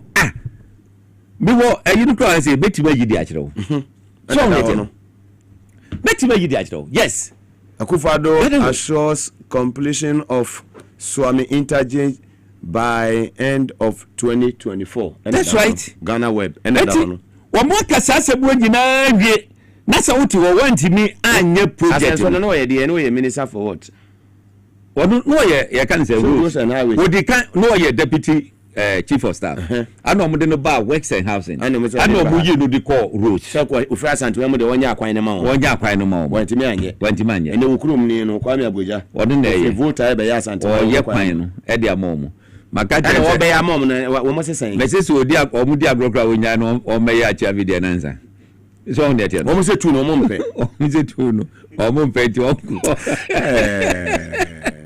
onko no original no ya nam si na profure pa ya se ayi o say say won si tu ana so wani bo ana bibisa say wa pante tu na ye so mama wa say dey wa ma bibi bisa so hu ne tie no ade no wanti ma anya ade no president ni say look but who say Kumasi for ebre traffic no anu odin eti number 1 first plan plan say we free Accra o Tamale anase north wo ba bia wo ya dura dwoso na no ye be yi wafa kronachi o yi kwaya de akwakofa eyi dwaben ho no mo famu akwakopie wo ofin so ho no mo ba bi eti no kasa kese ne passengers a wo mo ko Tamale nyina no wo mo ba avoid Kumasi eti wo bo say traffic no eso beti kakra so now interchange no because o mo ntima anye sika di wonti no aban eba be pesika foforo na watima ye the first 2 tier no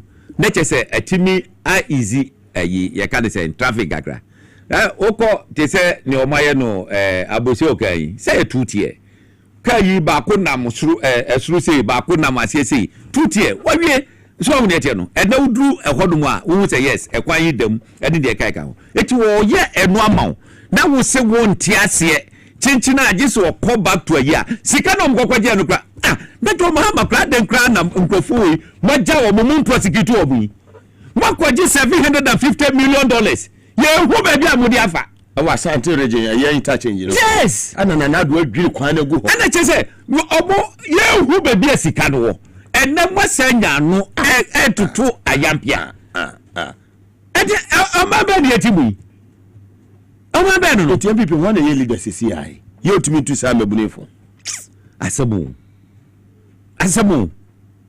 how can we live in a country obi a abysmal performance swame run about what say obi ye ade a no ba be gina ho no mo criticize say I think say as you say otumfo timi someone so MPs for the nyina no obo na adwene kire wo mu straight away Jomu ye bi mu se wo kai se Gabi kokko kan wo UK ebra wa hia MPP fo a wo ka kire o mu se Akufo ado plans o ye so be ya kwan ni ade nyina no na MPs ne se o mu mpe interchanges ni ade dem mo onye o mu link road ye ka ne se mfichire kwan no emfa ma o mu enu ana o mu pe ana o mu revert to that enu nti do mo anti ma anye ayi no na what bisa ho se na se so amekwa na enye hwe wo mu nyehu na ekwan na enye hwe piles ana no mu rezi onu pa free yi ho no mu no enu free no junction sa afranjo ze hifa yi junction ho no e ba ano mo sisia no mo edeba run about na ye nim se spam run about ho na hwe kra nko so ho na me bo na hwe nko so se o kai bolare nkoma won ne asenso gbache na oye minister that's right obisa ni so on kire niema oba ye waya asase otumi kan de okay wase ayi konfonoche mother and production team monya say human mama in 2 seconds mother in charge make us nyina na mo de to so ama me yentie thank you fan intina Asante region asante watch de Kumasi tobo production team we mu ye too much Ralph Kevin Asante ne mu ye too much mom flash ye mama ni enti asenso boache any bolare 5 projects that the MPP has done in the Asante region as I watch. The Kumasi Airport. Now it's an international airport. Kumasi Airport. So that's one. We're saying projects. Many. So we have 4 more to go. Even the revival of Obuasi go face and the employment it has created for young people in the area. It's amazing. Major projects that the NPP has done in the Asante region. Kumasi Airport. Yes.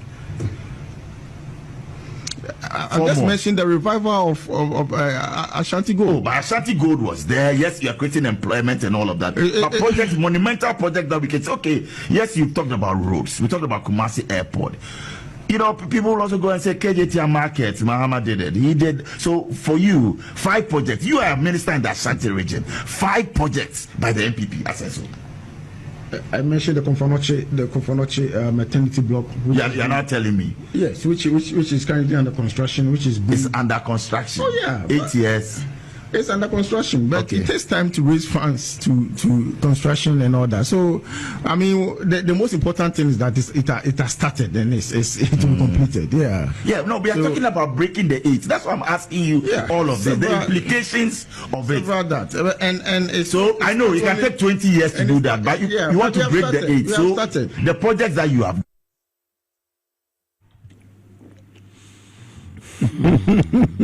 Asante you cabinet minister.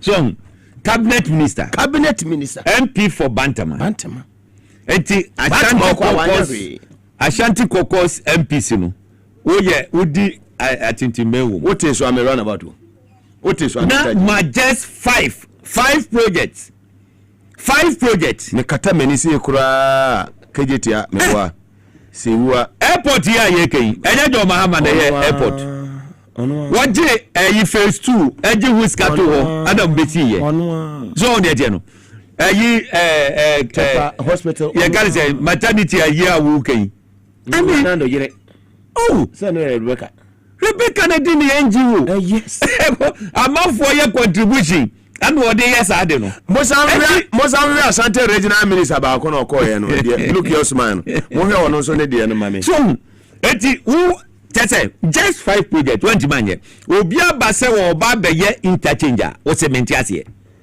just say the whole pen no ye the way Globiswa ede manzo omde no 2 tables so twa na chi be se omodwene se moa so omde tie no eti MPP die me de se me maka yes anko Ashanti regional former minister production team and the mu ye super yankwe. I want to understand something. Is it a project or what are the needs for 12 until they inherited? Good, inherited. The question, for the sake of time, a specific question.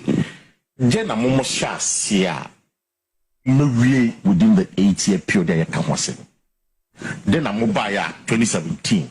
See, and you will me Yama Santaman, Mashasa 2017, 2024, maybe. What are the projects? Which you have 5 zip line. Okay. Zip line. Yes. Okay. Drone. Mpa. Yeah, zip line is the national thing. Zip line drones it's regional specific. Exactly. Is it not in Ashanti? In Ashanti. Okay. Bosonochi girls. That is a school. Yes. That is same. Okay. By the end of this month, no, April, we won't say clean Abelandewo International Airport. It's the airport near TV. Yes. Okay. So what about zip line? What about STEM school? What about some channel? What about airport? What about TV? Yeah. Baby and mother unit now until Rebecca is our project. Okay. Let me see a 4. Yeah. You are trying to get the other ones in account. Because woman will be challenged, so almost 10. So what we and so woman will be challenged almost 10, and the assumption is that why you're more than 10. The lower level. If you want just only 4. Na mama baby o si we share ni we chire ho no nto aso. Regional minister na 2 mama original minister and mama regional minister cabinet minister. We all MMDCs within Ashanti region a report to money direct 40 something. It is a ya project wa hase ya wa report wa ma wuni ya ye we wa hase ya na wo ka say baby and child until Rebecca na be ya enu no e government project enu na senso so kan ya any government project nti ya me nwanwa say all the time no omo ane hospitals near here Lodina akwakoye wo dey government project ni fi o Lodina Mahama the foundation nyamba wa ye ade MDC for kan dia wo mo ntimi bubo wie o da bi da wo mo ntimi bubo wie eti say wo ye minister na ma just 5 2 ministers just 5 wo say zip line zip line wo mo ye o ma ye enu studio ha o ana o ma ye a say wo mo di drone sisu a be say enu eye project a say ya ye di ama asanteman I just say monumental project. A mass anti-mine. Hey. And Rebecca then. What him say first? Then ka MPP. You see MPP a late group. When we say a cratchy for a group. Say dear. And Nantisa. Sankwas. And Nantisa. Look, I did not done. I hate Tabutu. Papa, I catch it for number the NDC for any UP. So many no. Anna Musa Dankwaye 41% of delegates of you can say MPP. Junior high for Ngwa. What's the junior high for Ngwa. So no wonder. Say we must say Koso. Nanka first pa judgments are as original parliament. Mu kasa. Apeku asori owusu ankoma mu. Hakuma mu anane. Dr. Anane kwamna batelse mu. Sabeto hene. Christian Cheche. Ye ka dey say. Ogede. Awurade nyanko. How Yakubu? Adani area boys. Adani area boys. Awurade nyanko. Kofo MPP ni. Adani area. O se bada se na here dey see ya. Ya me ya be china fugu de. Echa obi e shefugu. Ye di na ye shefugu. Fantastic. Na say ne se kan ye no. Eja me former classmate. Dollar man show live. Dollar man. Na say dollar man ne ya no ba bidu. Sir, we see Philip man of. Enche me be tu kwan ye wonti. Fantastic. Ese sada de ba ye fatu. Na wose yeje. Fatu okra. Be se me tu kwan. Who here pa. Eti we chiam classmate fo gina. Very well, customer no na bono say hi de mu be see and powerful interviews 3 1-on-1 and your call no. Nyankopon ya dom na ochina yeti ase e be san share the 3 PM achina nopa akogo moko kroko na me de o se Kwabena Pra Junior. Don. Now ono so haya.